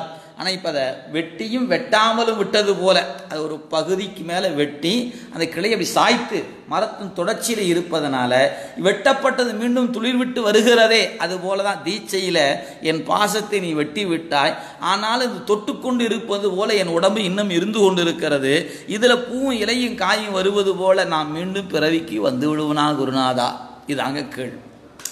எவ்வளோ ஒரு உதாரணத்தை மாணாக்கன் ஆசிரியர்கிட்ட கேட்கிறான்னு நினச்சிப்பேன். நாமெல்லாம் இப்படிலாம் சிந்திச்சு பார்ப்பதற்கே இப்படி ஒரு அறிவே நமக்கெல்லாம் எட்டு இருக்குமான்னு தெரியல. நான் அருளந்தி சிவாச்சாரியார் மெய்கண்ட தேவர் இடத்துல கேட்கிறார், குருநாதா உன்னோட உபதேசம் வாங்கும் பொழுது வாங்கின மாத்திரத்தில் உயிர் போயிருக்கக்கூடாதா? அப்படி போயிருந்தா தானே பரவாயில்ல, ஆனாலும் இன்னும் ஆயன்குள் பாதகம் போன்றல்லவா நான் இன்னும் இருந்து கொண்டு இருக்கிறேன் என்று ஆதங்கப்படுகிறார். அவர் இடத்துல அது ஆதங்கம் சரிதான், ஆனால் நீங்கள் நம்ம இடத்துலேருந்து பார்க்கணும். ஒரு கால் அவர் மட்டும் அப்படி உபதேசத்தை வாங்கி போயிருந்தால் நமக்கு ஒரு 20 ஒரு சிவஞான சித்தியார் சுவக்கம் பரபக்கம் ஆகிய ஒரு ஞான நூல் கிடைப்பதில்லை. நம்ம அந்த இடத்துல பார்க்கணும். சில நேரங்களில் ஞானிகளுக்கு உடலோடு கூடியிருப்பது ஒரு இடையூறாக இருந்தாலும் கூட உயிர்கூட்டங்களாகிய நம்பொருட்டு அவர்களே அந்த உடம்பில் சில நாட்கள் வைத்திருக்கிறார். உன்னால் சில வேலைகள் ஆகணும், நீ இருந்து தான் ஆகணும். ஆனால் அவருடைய அறிவு எப்போதும் அவனோடு தொடர்பில் தான் இருந்து கொண்டு இருக்கும். அப்போ அந்த தொடர்பு வந்தாச்சே, இந்த உடம்பை விட்டுற வேண்டியதான பெருமானே அப்படின்னு கேட்டால், இல்லைப்பா இன்னும் சில நாள் வேலை இருக்குது அப்படி வைத்திருக்கிறார். எனவே அந்த காரணம் என்ன என்பதை அவன் மட்டும்தாங்க அறிகிறான். நாம் சொல்வதெல்லாம் புகழ்ச்சிக்காக எதையாவது ஒன்று சொல்லி வைக்கலாம். நான் அந்த காரணம் அவன் மட்டும்தான் அறிந்திருக்கக்கூடிய ஒன்று. எனவே ஞானிகளை உபதேசம் பெற்ற பின்பு சில பேரை உடனே கூட்டிக் கொள்கிறார், அதுவும் கருணை தான். விட்டு வைக்கிறார், அதுவும் கருணை தான். அந்த கருணை நம்போன்றவருக்காக, அதை மட்டும் நாம் நினைவுபடுத்தி பார்த்து கொள்ளலாம். நீ உரை பாருங்கள், இந்த பாடலை சொல்லப்பட்டது அதான் காட்ட. எனவே காயம் கொளவும் கொளாமையும் கண்டது ஏன், அதான் ஏன் என்ற ஒரு வினா குறிப்பால் உள்ளது. இது பற்றி பார்க்க இனி முறையாக பாடலுக்கு உரையை பார்க்கலாம். முதலில் விழிக்கு உரை. விழி என்ன? மெய்த்தேவே. அப்போ என்னும் ஒரே என்றும் ஒரே தன்மை உடையவராக இருக்கும் மெய்ப்பொருளாகிய கடவுளே. மெய் அப்படின்னா மாறாதது, சத்து, நிலையானதுன்னு சொல்கிறோம் இல்லையா? மெய்த்தேவை நிலையாக இருப்பவர், என்றும் ஒரே தன்மையாக இருப்பவர். மெய் என்றும் ஒரே நிலையில் விகாரமின்றி பிறப்பு இறப்புகள் அன்றி பிறப்பொருள்களின் தாக்குதலுக்கு ஆளாதல் இன்றி இருக்கும் மெய்ப்பொருள்.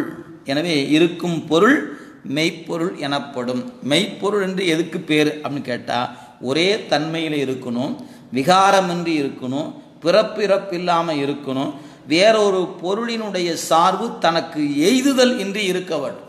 இதெல்லாம் இருந்தால் தான் அதுக்கு மெய்ப்பொருள் என்று பெயர். இன்னொரு பொருளுடைய சார்பு இந்த பொருளுக்கு வருமானால் இந்த பொருள் மெய்ப்பொருள் அல்ல. நம்ம ரொம்ப எளிமையாக சொல்லணும்னா, நிலம் நீர் நெருப்பு காற்று ஆகாயம் என்ற ஐந்தோடும் கலந்து நின்றாலும் ஐந்தின் தன்மை தனக்கு இல்லாமல் இருக்கிற அவனுக்கு மண்ணின் தன்மை இல்லை, நீரின் தன்மை அவனுக்கு இல்லை. ஏன்? அந்த மண்ணுக்குள் அவன் கலந்து இருக்கிறான். கலப்பு காரணமாக கலந்து நின்றாலும் மண்ணின் தன்மையை கடந்து நிற்பவன், மண்ணோடு கலந்து மண்ணாக இருக்கிறான். ஆனால் அந்த மண்ணின் தன்மை தனக்கு எய்துதல் இன்றி இருப்பவன். இந்த மண்ணின் சார்பு காரணமாக அவனுக்கு மாற்றம் ஏதாவது நிகழுமா? நிகழாது. அது அப்படி நிகழுமானால் அது மெய்ப்பொருள் அல்ல. இதாங்க நம்ம பார்க்கணும். எனவே அந்த மெய்ப்பொருள் என்பது தான் விளக்கம். அதை கொடுத்துட்டார். இத்தகையதொரு பொருள் உண்டு எனவும் அது இத்தகையது எனவும் ஐயந்திரிவுகளுக்கு இடமின்றி உணர்தலே மெய்ப்பொருளை உணர்தல் எனப்படும் என்று விளக்கம் கொடுத்து, சைவ சித்தாந்தத்தில் கூறப்படும் சிவம் என்னும் பொருளே இத்தகைய பொருள் எனப்படும். எனவே சைவ சித்தாந்தம் இப்படி விகாரம் இல்லாதது, நிலையாக இருப்பது, பிறப்பிறப்பு இல்லாதது, பொருளின் தாக்குதலுக்கு ஆளாகாது இருப்பது, இதுதான் சிவம் அப்படின்னு சொல்லியிருக்கிறாங்க. கரணங்கள் எல்லாம் இறந்தோய். கரணம் என்பது நம்ம சொல்லக்கூடிய மனம், புத்தி, சித்தம், அகங்காரம் என்று சொல்லுவாங்க. கரணத்தை புறக்கரணம் என்றும் அந்த கரணம் என்று சொல்லுவோம். அந்த கரணத்துக்குள்ள ஒரு உள் அந்த கரணம் என்று சொல்வது. இப்படி கரணம் வெளியே காணப்படுது. மெய், வாய், கண், மூக்கு, செவி போன்ற கருவி, இதுக்கு புறக்கருவின்னு சொல்லு. கரணம்னா கருவி. அதுபோல் அகக்கருவி அந்த கரணம். அந்த கரணத்துக்குள்ள ஒரு அந்த கரணம் இருக்குது. அதுக்குள்ள இது அதான் காலம், நியதி, கலை, வித்தை, அராகம் என்று சொல்லப்பெறுபவை. அது ஆசிரியர் வாக்கிலே பார்க்கலாம். பாருங்கள், தாங்கள் அடியேனுக்கு அளித்த மாயா காரியமாகிய கருவிகள் அனைத்துக்கும் எட்டாமல். என கரணங்கள் எல்லாம் இறந்தோய். அவர் கொடுத்தது தான் இந்த கருவிகள்லாம். இந்த புறக்கருவியாகட்டும் அகக்கருவியாகட்டும் இதெல்லாம் அவன் கொடுத்தது. அவன் கொடுத்த கருவிக்கு அவன் எட்டாது நிற்கிறான். அதான் கரணம் இறந்தோயினார். எல்லாம் அதுக்கு சொல்ல பாருங்க, அத்தகைய கருவிகள் ஏதும் தனக்கு இல்லாமல் கடந்து நிற்கின்றீர். எனவே கருவிகள் இல்லாது கடந்து நிற்கிறது. எல்லாம் என்றது அனைத்தும், எல்லாம் என்ற ஒரு சொல்லுக்கு போல் அனைத்தும், முழுவதும் என எஞ்சாமை பொருளில் வந்தது. அப்போ இங்கே எல்லாம் என்று சொல்லதுனால கரணத்தை எடுத்துக்கொண்டு ஆசித்த புறக்கரணம், அந்த கரணம், உள் அந்த கரணம் அனைத்தையும் குறித்து நின்றது. அப்போ கரணம் கடந்த அப்படி சொல்லும் பொழுது இங்கே கரணங்கள் எல்லாம் அந்த எல்லாம்னு சொன்னார் பாருங்க. கரணம் இறந்தோய் அப்படின்னு சொல்லியிருந்தா ஒன்று அந்த கரணமாக இருக்கிற மனம், புத்தி, சித்தம் அது மட்டுமே குறித்திருக்கும். கரணங்கள் எல்லாம் என்று சொன்னதுனால புறக்கருவி, அகக்கருவி, அகக்கருவிக்குள் இருக்கிற அகக்கருவி, இப்படி மூன்றையும் குறித்தது அப்படின்னு சொல்லிட்டார். அது பாருங்க. எனவே உள் அந்த கரணம் அனைத்தையும் குறித்து நின்றது. இப்போ அதுக்கு விளக்கம் சொல்ல, புறக்கரணம் ஞானேந்திரியம், கண்மேந்திரியங்கள். கரணம் என்று சொல்லுவது பொது சொல் தான். எனவே இந்திரியம் என்பது நாம் சொல்லுகிறோம், அதுக்கு கரணம் என்று சொல்லுவாங்க. புறக்கருவிகள் என்ற வகையில் ஞானேந்திரியம் சரி, கண்மேந்திரியம் ரெண்டுமே புறக்கருவிகள் தான். அதுக்கப்புறம் அந்த கரணம் மனம், புத்தி, சித்தம், அகங்காரம் என்பன. இவை சூக்குவ உடம்பில், இதுக்கப்புறம் சொல்லார். எனவே இவ்வாறு சூக்கு உடம்பில் இருப்பன. அது உள் அந்த கரணம் கலை, வித்தை, அராகம் என்பன. எனவே கலை, வித்தை, அராகம் என்பன. இவை பர உடம்பில் இருப்பன, அதாவது அதிசூக்கும உடம்பில் இருப்பன. வாயாதி சோத்திராதி புறத்துவால் கருவியாகும் ஓயாத மனாதி காயத்து உணரும் உட்கருவியாகும் ஆய்வார்கட்கு அராகமாதி, அராகம் முதலாக என்பது அராகமாதி அவற்றினுள் கருவி உள்கருவி என்பர் என்னும் சிவஞான சித்தியார் சுவக்கப் பாடல் 153 காண்க. கரணங்களுக்கு எட்டாதவன் என பாசஞானத்தை மட்டும் எடுத்து கூறியிருந்தாலும், இங்கே சொல்ல எடுத்து கூறியிருந்தாலும் அப்படின்னு சொன்னதுக்கப்புறம் கீழே ஒரு அடிக்குறிப்பு கொடுத்துருக்கிறாருங்க. அதாவது மெய்கண்ட தேவே, அந்த தேவே என்று சொன்ன சொல்லுக்கு நம்முடைய நூல்களில் இறைவனை தேவே என்று சொல்லுகிற இடங்கள் சிலவற்றை காட்டுகிறார். அதில் சிவஞான சித்தியார் 115வது பாடல், யாதொரு தெய்வம் கொண்டீர் ஆங்கே மாதொரு பாகனாதாம் வருவர் மற்றை தெய்வங்கள் வேதனைப்படும் இறக்கும் பிறக்கும் மேல் வினையும் செய்யும் ஆதலால் இவை இலாதான் அறிந்து அருள் செய்க என்ற ஒரு பாடலும், திருவாசக அத்தேவ தேவர் அவதேவர் என்று இங்கன் பொய்த்தேவு பேசி புலம்புகின்ற பூதலத்தை பற்றேதும் இல்லாது பற்றற நான் பற்றி நின்ற மெய்த்தேவ தேவர்க்கே சென்றுதாய் கோத்தும்பி என்ற பாடலும், பிறகு குமரகுரு சுவாமிகளுடைய பாடலிருந்து செத்து பிறக்கின்ற தெய்வங்கள் மணவாள் செங்கீரை ஆடி அருளே மணவாள என்ற வகையில் செத்து பிறக்கின்ற தெய்வங்கள் என்று சில தெய்வங்கள் செத்து பிறப்பது, அவன் இறைவன் செத்து பிறப்பவன் அல்ல என்பதை எடுத்து காட்டுகின்ற வண்ணமாக குமரகுரு சுவாமியுடைய பாடலை மேற்கோளாக அடிக்குறிப்பில் கொடுத்துருக்கிறாருங்க. அதை நீங்கள் பார்த்துக்கொள்ள. எனவே இந்த தேவே என்று பெருமானை அழைத்திருப்பது, தேவாந்த தேவனை தேவரெல்லாம் திருவடி மேல் என்று அப்பர் சுவாமி தேவார்த்த தேவாந்த தேவன் என்று சொல்வார். திருவாசகத்து நிறைய இடங்களில் தேவர்கோ அறியாத தேவதேவே என்று அழைத்திருப்பார். நிறைய இடங்கள் உண்டு, அதை பார்த்துக்கொள்ளுங்க. எனவே பாசஞானத்துக்கும் பசுஞானத்துக்கும் பாசஞானத்துக்கும் எட்டாதவன் என்பதும் உடன் கொள்ளப்படும். இங்கே கரணம் என்று மட்டும்தான் பாட்டில் இருக்கிறது. எனவே கரணங்களுக்கு எட்டாதவன் என்று பாசஞானத்தை மட்டும் எடுத்து கூறியிருந்தாலும் உடன் நிகழ்வாக கொண்டு பசுஞானத்துக்கும் எட்டாதவன் என்பதும் உடன் கொள்ளப்படும். எனவே பாசஞான பசுஞானங்களுக்கு அடைய முடியாதவன் என்பது பெறப்படுகிறது. பதிஞானத்தால் மட்டும் அடையப்படுபவன், எனவே அடையப்படுவனாக இருப்பவன் என்பது கருத்து. இந்நிலையே வாக்கு மனாதீத கோசரம் அவாங் மனோ கோசரம் என்று கூறப்படுவது அப்படிங்கிறது இங்கே எடுத்து காட்டியிருக்கிறார். இது நம்ம பல முறை படித்ததுங்க. அடுத்தது எனக்கு சிறந்தோய், கரணங்களுக்கு இறந்தோய் எனக்கு சிறந்தோய். அது எப்படி சிறந்திருக்கிறான் பாருங்க. அடியேனுக்கு கண்போல் சிறந்திருக்கின்றி, கண் என்று காட்டுகிறார். இது எப்பவுமே உடல் உறுப்புகள் எடுத்துக்கொண்டீங்கன்னா என்சான் உடம்புக்கு சிரசே பிரதானம் என்று சொல்லுவாங்க. உடம்புல தலை இன்றியமையாதது, அந்த தலையில் கண் இன்றியமையாதது. அதுதான் கண்ணிழந்து எங்கனம் வாழ்கேன், கண்ணிழந்து எங்கனம் வாழ்கேன். சுந்தரமூர்த்தி சுவாமிகள் கதறுகிறாருங்க, பெருமானே கண்ணிழந்து எங்கனம் வாழ்கேன், முக்கண்ணா முறையோ மறையோதி என்று பெருமான் அவர் கேட்கிறார். எனவே உயிர் வாழ்வுக்கு கண் என்ற ஒரு உறுப்பு இன்றியமையாத ஒன்றாக இருப்பது சொல்றார் பாருங்க. அடியேனுக்கு கண்போல் சிறந்திருக்கிறேன். உடம்புக்கு கண்ணில் சிறந்த உறுப்பு இல்லை. உடம்பிலேயே மிகச்சிறந்த உறுப்பு கண் தான். ஏன் அப்படின்னு கேட்டால் இதாங்க போய் பற்றுவது, மற்றெல்லாம் வந்தால் தான் பற்றும். காது இருக்குதுன்னா குறிப்பிட்ட தொலைவுக்கு அப்பால் பேசுனா காது கேட்காது, பக்கத்தில் பேசினாவே கேட்குறது சில பேருக்கு, அது வேற. இப்போ தூரமாக இருந்து ஒரு குறிப்பிட்ட எல்லை கடந்துட்டால் பேசுவது காதில் விழாது. ஆனால் இந்த கண் மட்டும் இன்னைக்கு ஆகாயம், நாம் காணக்கூடிய ஆகாயம் எத்தனை 1000 கிலோமீட்டரை கடந்திருக்கிறது, அல்லது எத்தனை லட்சம் கிலோமீட்டரை கடந்திருக்குது. அவ்வளவு தொலைவு போய் அங்கே இருக்கிற நட்சத்திரத்தை போய் இது போய் பற்றுகிறது. கண் போய் பற்றும். ஏனைய உறுப்புகள் வருவதைத்தான் பற்றும். அதுக்கு ஒரு எல்லை இருக்குது, அந்த எல்லை கடந்துட்டால் அது பற்றாது. எனவே ரெண்டுக்குள்ள வேறுபாடு. எனவே உறுப்புகளில் சிறந்தது கண் தான். எண் என்ப ஏன எழுத்து என்ப இவை இரண்டும் கண் என்ப வாழும் உயிர்க்கு நாறு திருவள்ளுவ பெருந்தகை அப்படிங்கிறத நினைவில் கொள்ளுங்க. அதனால் சிறந்த உறுப்பு ஆன்மாவுக்கு கண். இங்கே கண் உடம்பை வைத்து கொண்டு சொன்னீங்கன்னா கண்ணைத்தான் குறிக்கும். உடம்புல எது சிறப்பு? கண் சிறப்பு. அதுபோல் உயிருக்கு வந்துன்னா சொல்ல ஆன்மாவுக்கு கண் எனப்படுவது அதனது சிற்றறிவு.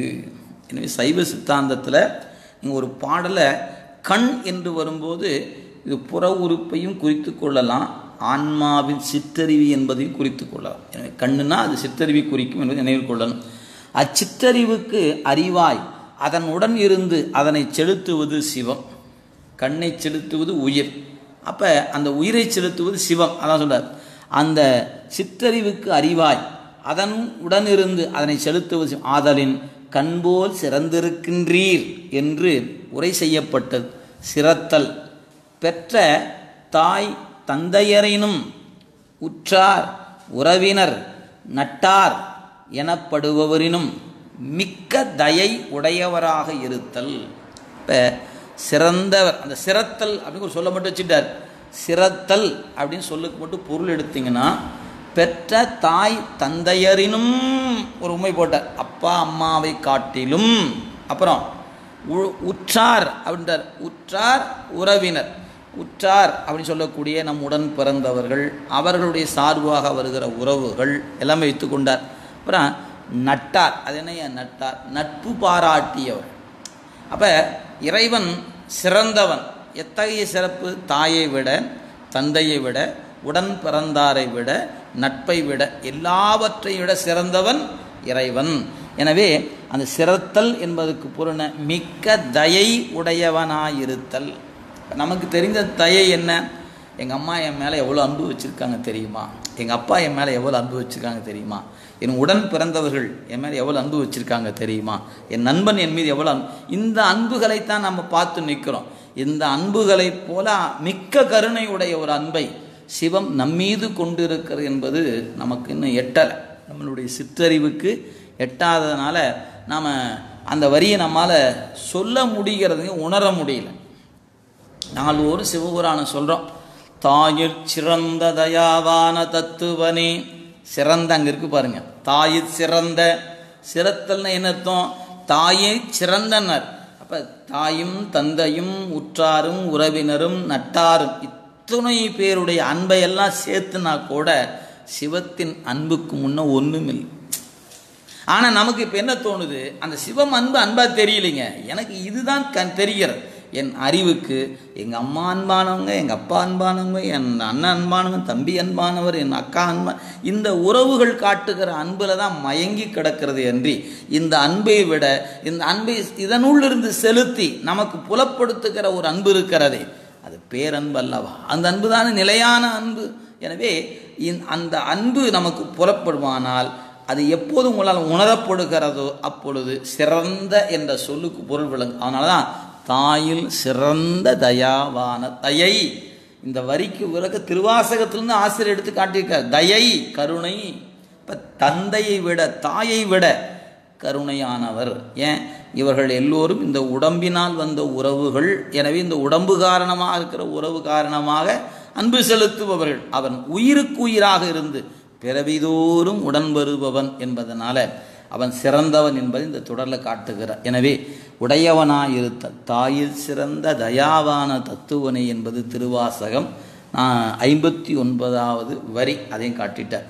எனினும் இப்படி, அதாவது கருவிகளை இறந்திருக்கிறாய், என்னில் சிறந்திருக்கிறாய். எனினும் இப்போ என்ன சந்தேகம் வருது அப்படின்னு கேட்டால், நீ அதாவது தாங்கள் இங்கனம் கரணம் எல்லாம் கடந்தவராகவும் அடியேனுக்கு சிறந்தவராகவும் இருக்கின்றேன்.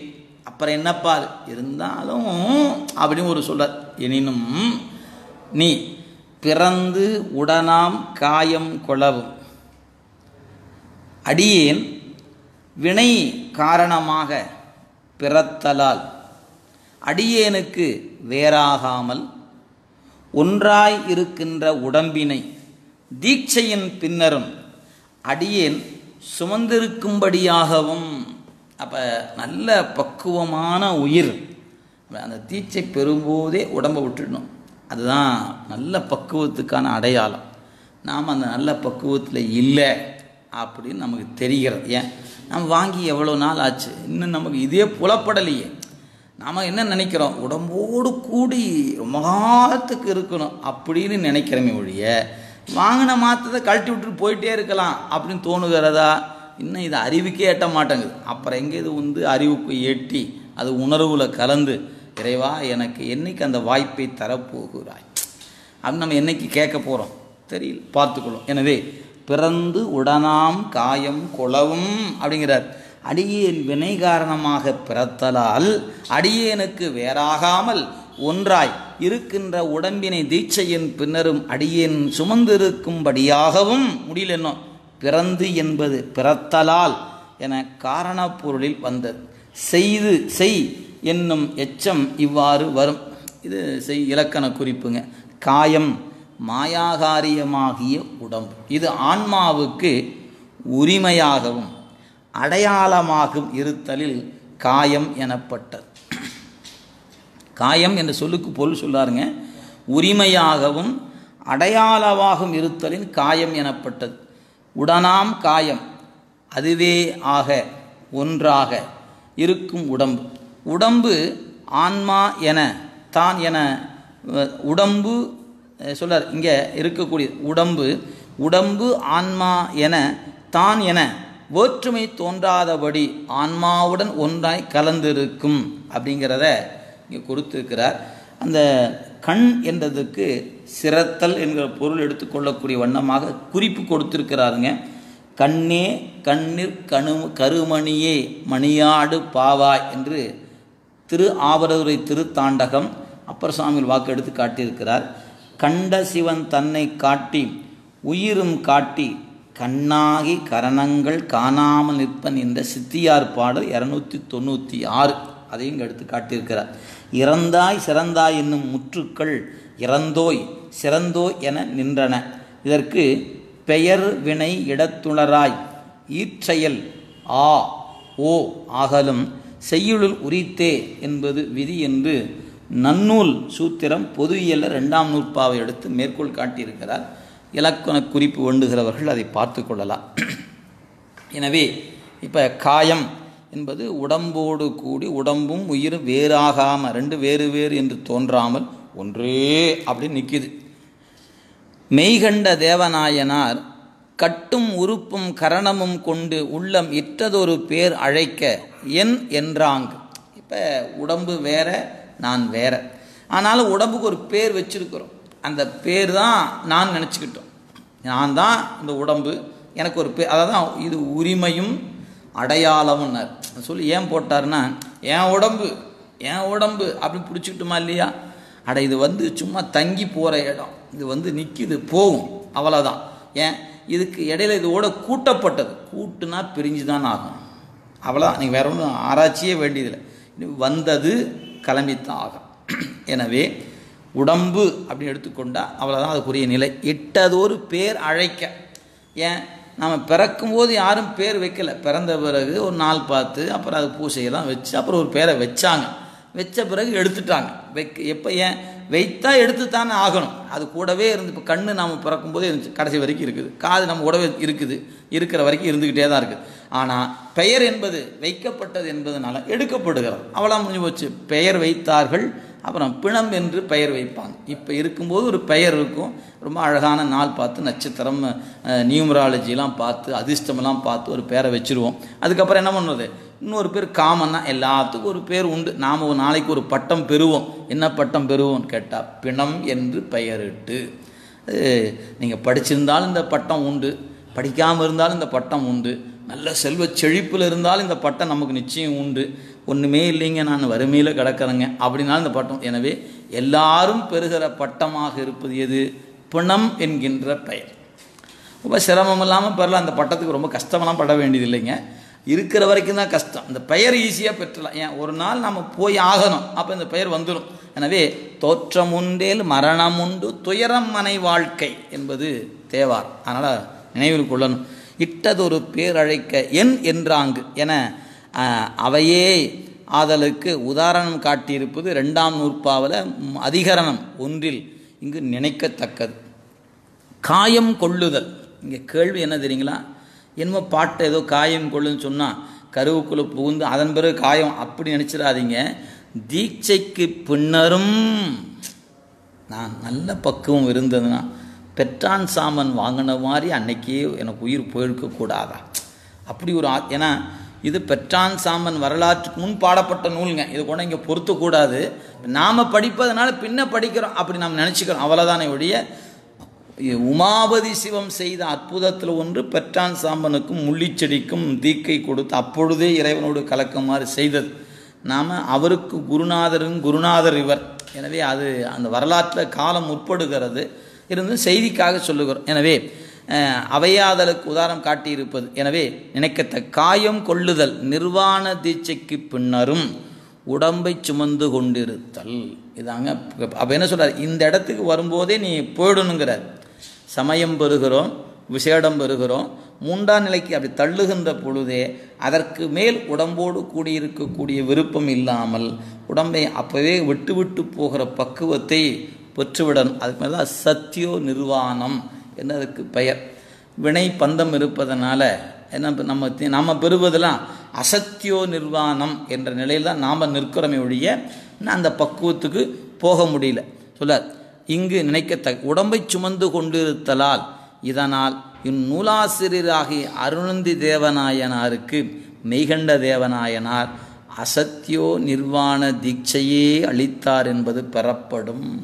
அவருக்கு உபதேசத்தை கொடுக்கும்போதே இப்பொழுதே இறைவனோடு கலந்து விடு அப்படின்னு கொடுத்துருந்தாருன்னா நமக்கு ஒரு நூலும் கிடைச்சிருக்காது. இந்த சந்தான பரம்பரையில் இவர் ஒருவர் நமக்கு கிடைச்சிருக்க மாட்டார், வேற யாரோ ஒருத்தர் வருவாங்கன்னு வச்சுக்கோங்க. ஆனால் அருணந்தி சிவாச்சாரியார் இந்த நூல் நமக்கு கொடுக்குற வாய்ப்பு இல்லாமல் போயிருக்கு. அப்போ மெய்கண்டாருக்கு சிவம், ஏன்னா அவர் சிவமே மெய்கண்டாராகத்தானே நிற்கிறார். எனவே இவரால் இந்த வேலை ஆக வேண்டும் என்று அவருக்கு அதை கொடுத்து நிறுத்தி வைத்திருக்கிறார் என்பதை நாம் இருக்க வைத்தாலும் கருணை தான், எடுக்க வைத்தாலும் கருணை. இதில் ஏன் எடுத்துட்டான்னு கேள்வி இல்லை, ஏன் இருக்க வச்சுட்டான்னு கேள்வி இல்லை. அப்படி வந்துச்சுன்னா அடிமைக்கு அழகல்ல.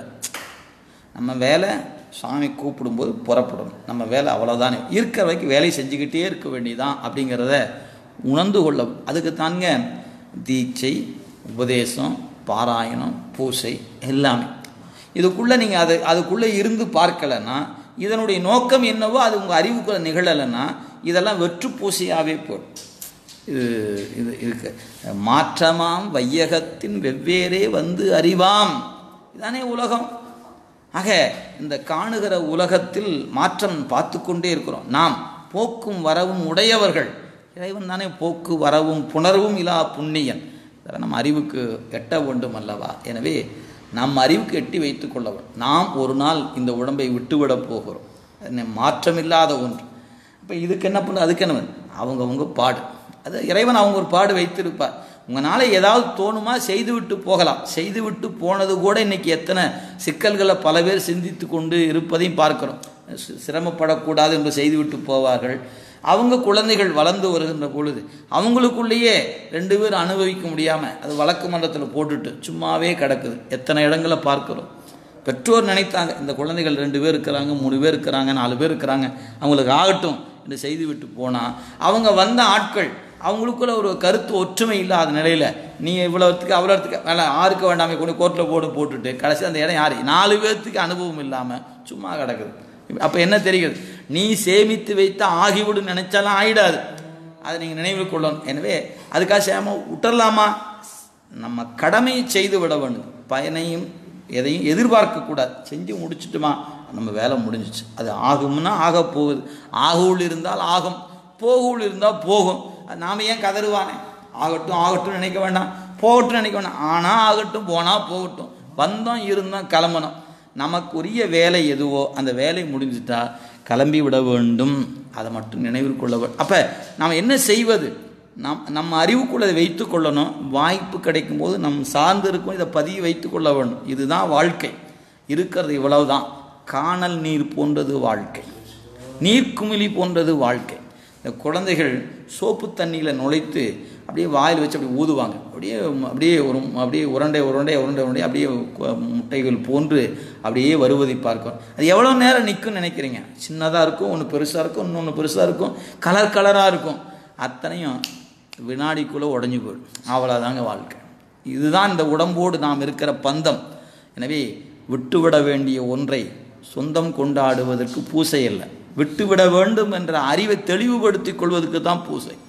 என்றிருந்தாலும் ஒரு நாள் இது நம்முடையது அல்ல, விடணும். அதனை என்றாவது ஒரு நாள் விட்ட பிறகு நினைப்பதை இருக்கும் பொழுதே விட்டுவிடு. இது நம்மளது அல்ல. இது நம்ம தங்கி நிற்கிறோம். இதை பாதுகாக்க வேண்டிய வேலை அவ்வளோதான். நம்ம பராமரிப்பு செய்கிறது தான், மெயின்டெனன்ஸ் மட்டும்தான் நம்ம வேலையை ஒழிய நாம் உரிமையாளர் அல்ல. இது இந்த நாம் வாடகை வீட்டில் குடியிருக்கிறோம். இதற்கான ஒரு அந்த வாடகை வீட்டை மெயின்டெனன்ஸ் பண்ணிக்கிற உரிமை நமக்கு கொடுக்கப்பட்டிருக்கிறது. நல்லா தண்ணி எண்ணெய் போட்டுக்க, ஷாம்பு போட்டுக்க, எல்லாம் போட்டு குளிப்பாட்டிக்க, நல்ல நல்ல சட்டை போட்டுக்க, நகை போட்டுக்க, நீ எப்படிலாம் நின்று பார்த்துக்க. என்ன பார்த்துக்கிட்டாலும் பார்த்துக்கிற வேலையோடு முடிஞ்சு போச்சு, அவ்வளோதானே ஒழிய இது நம்முடையது அல்ல. அது நம்ம திரும்ப திரும்ப திரும்ப திரும்ப உள்ளுக்குள்ளே நீங்கள் வைத்தால் அன்றி இதில் நிற்க முடியாது. பேசுவது ரொம்ப எளிதான ஒன்றுங்க. அனுபவத்துக்கு வரும்போது தடுமாற்றம் இல்லாமல் நின்றுடும். ஆம், இதுதான் இயற்கை, இதுதான் உலகம், நாம் கடந்து போக வேண்டிய ஒன்று என்பதை நினைவில் கொண்டே கடந்து போகணும். அது நம்மோடு இருப்பவர் போனாலும் அதுதான், நாம் போனாலும் இருப்பவர் நினைக்க வேண்டியது அதுதான். இதுதான் நம்ம இந்த உலகத்தின் மாற்றமில்லாத ஒன்று. அதை நம்ம நினைவில் கொள்ளுதல் வேண்டும். அதான் சொல்ல. எனவே காயம் கொள்ளுதல் நிர்வாணத்தைக்கு பிறகும் ஏயா இந்த உடம்பு இருக்குது. நாமெல்லாம் ஒன்றுமே படிக்காத ஆட்கள், நமக்கெல்லாம் இந்த நூலை பற்றி ஒன்றும் தெரியாது. நாமளே உடம்புல கடந்தா போதுன்னு தவிக்கிறோம். ஒரு ஞானி, ஐயா இந்த உடம்புல என்னை ஏயா இருக்க வச்ச, விட்டிருக்க வேண்டாமா, என்னை அப்போவே கூட்டியிருக்க போயிருக்கக்கூடாதா என்று அருணந்தி சிவாச்சாரியார் கருதுகிற உள்ள கிடக்கை இங்கே பார்க்கிறோம். கொல்லாமல். எனவே இங்கே முதல்ல உடம்பு கொள்ளவும் கொடுத்தார். இனி கொள்ளாமலும். அங்கனம் உடம்பை கொண்டிருந்தாலும் அதனை அடியேனுடையது என்று கொள்ளாமல் இருக்கும்படியாகவும். இதாங்க வேண்டும் நமக்கு. இது உடம்போடு இருந்தாச்சு வினை காரணமாக. ஆனாலும் இது என்னதுன்னு நினச்சிக்க வேண்டாம். எரிச்சாங்கன்னா நெருப்புக்குரியது, புதைச்சாங்கன்னா மண்ணுக்குரியது. இது மண்ணுக்குரியதா இல்லை நெருப்புக்குரியதான்னு தெரியல. நீங்கள் வடநாட்டுக்கெலாம் போனீங்கன்னா இறந்துட்டால் தண்ணியில் இழுத்து விட்டுருவான். அது நீருக்குரியதாக போயிடும். நாம் எங்கேயாவது காசிக்கு போய் ஒரு நாள் அங்கேயே போயிட்டுன்னு வச்சுக்கோங்க, இழுத்து விட்டுட்டு போயிட்டே இருப்பாங்க. அப்போ நீருக்கு தான் போகும், இது மண்ணுக்கு கூட போகுன்னு சொல்ல முடியாது, நெருப்புக்கு போகணும்னு சொல்ல முடியாதுங்க. இவ்வளோதான் நம்முடைய வாழ்க்கையில் இந்த உடம்புக்கான நிலை, இவ்வளவு தான். எனவே இது நம்முடையது அல்ல, இந்த உடம்பு நாம் அல்ல, இது நமக்காக இறைவன் கொடுத்த ஒரு கொடை, தற்காலிகமாக பயன்படுத்திக்கிற ஒரு வாய்ப்பை கொடுத்துருக்கிறான். பயன்படுத்தி கூட இது இறைவன் தந்தது நினச்சி பயன்படுத்திக்கிட்ட சிக்கலே இல்லை. அதான் பார்த்துக்கொள்ள. தீட்சையின் பொழுது ஆன்மா தனது உடல், பொருள், ஆவி அனைத்தையும் குருவினிடத்து தத்தம் கொடுத்து விடுகிறது. ஆதலின் தீட்சைக்கு பின்னரும் பிராரத்த அனுபவத்துக்காக உடம்பு நிறுத்தி வைக்கப்பட்டிருந்தாலும் ஆன்மா அவ்வுடம்பை தனது என்று கருதாமல் அதில் பற்றின்றி இருக்கணும். அதான் செய்தி. கண்டது அப்படிதான் இருக்கணும் சொல்றார். கண்டது இதுக்கு மேற்கோள் கீழே கொடுத்துருக்கிறாருங்க. அதாவது அன்றே எந்தன் ஆவையும் உடலும் உடைமை எல்லாம் என்ற திருவாசக பாடலை இங்கே கொடுத்திருக்கிறார். எனவே அந்த ஏத்தறிய 90 பயில் தொக்கினில் துயக்கருத்தான் என்று உமாபதிசம் நெஞ்சு விடுத்துவது குறித்த குறிப்பையும் கொடுத்திருக்கிறார். எனவே கண்டது இங்கே என்ன கண்டது அப்படின்னு கேட்டால் சொல்லார், இந்த உடம்பு என்னுடைய என்று கருதாமல் இருக்கணும் அப்படிங்கிற சொல்ல. ஆன்மா அவ்வுடம்பை தனதென்று கருதாமல் இருக்க வேண்டும். கண்டது அடியேனுக்கு விதித்தது. காண்டல் என்பது படைத்தல், அதாவது நிமிருதல் போன்ற பொருளில் மட்டும் வரும். இங்கு தீட்சைக்கு பின்னரும் உடம்பு இருக்கும் நிலையினை தாங்கள் விதித்தது என்னும் பொருளில் வந்தது. பெருமானே, இந்த உடம்பு நீங்கள் எனக்கு தீட்சைக்கு பின்னரும் எனக்கு கொடுத்துருக்கிறீங்களே, இது ஏன் அப்படின்னு பார்க்குற. எனவே இறந்தோய் கரணங்கள் எல்லாம் எனக்கு சிறந்தோய் எனினும் மெய்த்தேவே பிறந்து உடனாம் காயம் கொளவும் கொளாமலும் கண்டது. இந்த கண்டது என்ன அப்படிங்கிற கண்டதுக்கு தான் பொருள் பார்க்குறோம். எனவே கண்டது என்பதற்கு என்ன பொருள் அப்படின்னு கேட்டால், உடம்பு இருக்கும் நிலையினை தாங்கள் விதித்தது எனக்கு ஏன், தீட்சைக்கு பின்னரும் உடம்போடு இருக்குமாறு ஏன் எனக்கு விதித்தீர்கள் என்று கேட்கிறார். இது எது போல இருக்குது குருநாதா அப்படின்னு கேட்டால், ஆயங்கொல் பாதவத்தற்று. இதை நான் பார்க்கும்போது என் அறிவுக்கு எப்படி தோணுதுன்னு கேட்டால், இடையன் கொன்ற மரத்தை போன்றதாக இருக்கிறதே, இதற்கு யான் என் செய்வேன் என கூட்டி முடித்து கொள்ளுதல் வேண்டும். நீ கண்டது அற்று என ஏய்த்து கொள்ளுதல் வேண்டும். ஆயன் என சொல்லி இடையன், பாதவம் அப்படின்னா மரம், அதாவது கொல்லுதல். இங்கு முழுவதும் அழித்தலை குறிக்கவில்லை. மரக்கிளையிலை சிறிதே வெட்டி தொங்கவிட்ட நிலையை குறித்தது. இங்கே சொல்லப்பட்டது என்னன்னு கேட்டால், மரத்தின் கிளை முழுமையாக வெட்டு துண்டிக்கப்படாமல் அப்படியே தொங்க விட்டு கொண்டு இருக்கிறது. அதுக்கு ஐயாவே ஒரு குறிப்பு தராங்க பாருங்க. இடையன் மரம் செடி கொடிகள் புல் புதர்கள் நிறைந்துள்ள இடங்களில் ஆடுகளை மேய விடுவான். ஆடுகள் மரக்கிளையில் உள்ள பசுந்தழைகளை தின்பதற்கு முன்னங்கால்களை மரத்தின் மேல் ஊன்றி கழுத்தை நீட்டி தழையை கவ்வ முயலும். தழை வாய்க்கு அகப்படாது. இதனை காணும் இடையன் அம்மரக்கிளையினை சிறிதே தாழ்ந்து கிடக்கும்படியாக வெட்டி விடுவான். ஆடுகள் தழையை தின்னும். அதனால் அம்மரக்கிளை உலர்ந்து விடும். எனினும் அம்மரக்கிளை அடிமரத்துடன் சிறிது தொடர்பு உடையதாக இருப்பதனால் மீண்டும் சிறிதே தழைக்கும். மீண்டும் ஆடுகள் அதனை தின்னும். இப்படியே மரக்கிளை முழுவதும் உலராமலும் முழுவதும் தழைத்து செழித்து விளங்காமலும் அடிமுரத்துடன் ஒட்டி கொண்டு இருக்கும். இது உவமானம். அப்படியே விழுந்துருச்சு, முழுமையாக வாடி போச்சா, இல்லை தழைக்கிறது. சரி, நல்லா தழைத்து விடக்கூடாதா, இந்த ஆடு மேய்ந்து விடுகிறது. இப்படியே இருக்கிறது தான் உவமை. எனவே இது உவமானம். இதுக்கு என்ன உவமேயம் சொல்ல பாருங்க. தீட்சை பெற்ற அடியேன் உடம்பு நீங்கி பரமுத்தி அனுபவத்தை பெற்றேனும் அல்லே.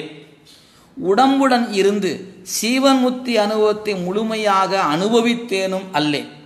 தீட்சையினால் அடியேனை விட்டு நீங்கிய மல மாயை கண்மங்கள் இவ்வுடம்பு இருத்தலினால் மீண்டும் வந்து பற்றி கொள்ளுமோ என அஞ்சி கிடக்கிறேன் என்று மாணாக்கர் விண்ணப்பம் செய்கிறார். இது உவமேயம்.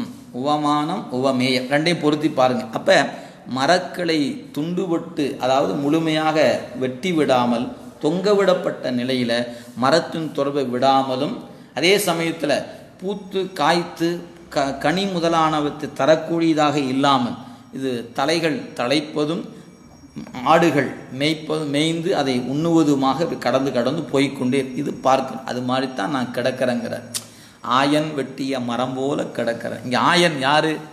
குருநாதன் தான் ஆயன். வெட்டிய மரம் எது? என்னுடைய நிலை தான், என்னுடைய வினை தொடர்பு.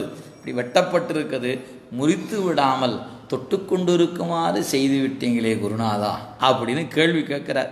இப்போ நாம் ஒரு கற்பனையில் வச்சுக்குவோம், ஆடுகள் போல நாம் அந்த இலையை மேய்ந்து தின்பதற்காக விட்டு வச்சிருக்கிறான் குருநாதன் அப்படின்னு நாம் நினைத்து கொள்ளலாம். நாம் அந்த ஒரு சித்தியார் என்கிற இலையை நாம் சிலர் அந்த பூவை, அந்த காயை, கனியை சுவைப்பதற்காக போன்றவர்கள் பயன்பெறட்டுமே அப்படிங்காக குருநாதனாகி அந்த இடையன் அதை முழுமையாக துண்டித்து விடாமல் உடம்போடு கூடியிருந்து இந்த சித்தியார் என்கிற நூலை கொடுக்கட்டும் என்பதற்காக விட்டு வைத்திருக்கிறார் அப்படிங்கிறத நாம் பார்க்கிறோம். நம்முடைய மணிவாசர் வரலாற்றின் கூட குரு சீடர்கள் அனைவரும் அந்த தீயில சென்று கலந்த பொழுது ஏன் அவரை இருக்க வைத்தான்னு கேட்டால், இவரை வைத்து திருவாசகம் என்கிற நூலை உலக உயிர்களுக்கு கொடுக்க வேண்டும் என்பதற்காகத்தான் வைத்தார் என்று வாதவூர் அடிகளுடைய வரலாற்றை சொல்லுகின்ற உபதேச படலத்தில் கொடுத்திருப்பதை நீங்கள் திருவிளையாடற் புராணத்தில் பார்க்கலாம். குருநாதர் தீட்சை செய்தார். தீட்சையினால் பாசச்சயம் உண்டாயிற்று. ஆனாலும் பிராதத்தம் காரணமாக உடம்பு இருக்கும். உடம்பு மாயாகாரியம். அது இருப்பதனால் கண்மமும் ஆணவமும் மீண்டு வந்து சேரும், பிறப்பு உண்டாகும். இது பற்றிய விவரம் பாடல் 10 ஆச்சன மாயையின் என்பதற்கு சிவஞான போதம் 12ஆம் நூற்பா 1 அதிகரணம் மாபாடியத்தை எடுத்துக்காட்டி எழுதப்பட்ட விளக்கத்தை கண்டுகொள். ஏன்னா அங்கேயே 2 தடவை சொல்லிட்டார். இந்த இடம் இப்போ 3வது இடம், எனவே அங்கே பார்த்துக்குங்கன்னு சொல்லிட்டார். ஞானிகள் அடிக்குறிப்பு தரேன். ஞானிகள் தீட்சை பெற்ற பின்னர் உடம்பு இருப்பதை விரும்புவது இல்லை. அப்போ நாம் தெரியுது, நம்ம உடம்போடு இருக்கும்போது நம்ம அஞ்ஞானின்னு தெரியுது. எனக்கு தீட்சை பெற்ற பிறகு நான் இன்னும் உடம்போடு இருக்குன்னு நினைச்சா நான் இப்போ ஞானியா இல்லை, நாம் அஞ்ஞானத்தில் இருக்கிறவங்க நல்ல தெளிவாக தெரியுது. உடல் இது கலைந்திட்டொல்லை உம்பதந்து அருளு போற்றி. பெருமானே அங்கே மணிவாசர் கேட்குற வரமே அதாங்க கேட்குறார். உடல் இது கலைந்திட்டு ஒல்லை உம்பதந்து அருளு போற்றி. உடல் தொல்லையா, இதை சீக்கிரமாக கலைஞ்சிட்டு உன் திருவடியை கொடுப்பா. கடவுளே போற்றி என்னை கண்டு கொண்டு அருளு போற்றி. விடவுலே உருக்கி என்னை ஆண்டிட வேண்டும் போற்றி. உடல் இது கலைந்திட்டொல்லை உம்பதந்து அருளு போற்றி என்று அவர் கேட்குற விண்ணப்பத்தை இங்கே எடுத்து கீழே மேற்கோள் கொடுத்துருக்கிறாருங்க. பேரூர் புராணத்தில் இறைவன் ஞான உபதேசம் பெற்ற காலவ முனிவர் நிறுத்த தரிசனம் கண்ட பின்னர் சூரியன் முன் விளக்கு காட்டாது ஆயினும் கண் அவ்விளக்குடன் விரவும். எனக்கு இருக்கும் உடம்பும் அத்தகையதே. உடம்பு என்னை மயக்காது, எனினும் யான் அதனை சார்வேன். அது காரணமாக எனக்கு சார்புகள் வந்து சேரும். ஆதலின் இது உடம்பினை நீக்கி அருள் வேண்டும் என வேண்டிக் கொண்டது இங்கு கருதத்தக்கது. சூரிய வெளிச்சம் இருக்குது, அதுக்குள்ளே விளக்கு வச்சிருக்கிறோம். இந்த விளக்கு வெளிச்சம் சூரிய வெளிச்சோடு கலந்து விடும். விளக்கு வெளிச்சம் தனியாக தெரியாது. ஆயினும் அதுபோல தான் என்னுடைய அறிவு இந்த சிவமாகி அந்த சூரிய வெளிச்சமாகி அந்த சிவ ஒளியில் என் அறிவு விளக்கு ஒளி போல இருந்தாலும் உடம்பு என்ற ஒன்று காரணமாக வினை வருமே சாமி. எனவே தயவு செய்து உடம்பையும் நீக்கி கொடுங்கன்னு காலவ முனிவரும் பேரூர் புராணத்தில் வேண்டுகிறார் என்பதை மேற்கோள் காட்டியிருக்கிறாருங்க நம்முடைய ஆசிரியர். தரிக்கிலேன் காய வாழ்க்கை சங்கரா போற்றி என்று ஒரு இடத்துல மணிவாசர் வேண்டுகிறார். இன்னொரு இடம் சொல்றார், வற்றல் மரம்போல் வாழ்வனோ அப்படின்னு ஒரு பகுதி பிரார்த்தனை பெற்றார். வற்றல் மரம்போல் வாழ்வனோ. வற்றல் பாலை மரத்தில் உள்ள மர வகை. வற்றல் மரம்னா வற்றல் என்பது ஒரு வகையான மரம். வற்றல் மரம்போல் வாழ்வனோ என்பது வற்றல் பாலை மரத்தில் உள்ள மர வகை. பாலை மரம், இந்த மர வகைகளில் பாலை மரம் அதனுடைய வகையில் ஒன்று என்று குறித்திருக்கிறார். எனவே இங்கே கேட்கக்கூடிய அந்த கேள்விக்கான இது அதான் சொல்ல. எனவே இதற்கு குருநாதர் கூறிய விடையும் விளக்கம் பின்வருமாறு உணர்ந்து கொள்ளுதல் வேண்டும் என்ற ஒரு பகுதி இருக்குதுங்க. இந்த பகுதியை நாம் ஏன்னா இப்போ இதுவரைக்கும் கேள்வி பாடலுக்குரிய முழு பொருளையும் பார்த்துட்டோம். இனி தருகின்ற விளக்கம் அதனுடைய விரிவை தரக்கூடியது. அதுக்கான விடைப்பகுதி ஒரு பத்தியை படித்து உள்ளுக்குள்ளே வச்சுருவோம், பொருள் அடுத்த வகுப்பில் பார்ப்போம்.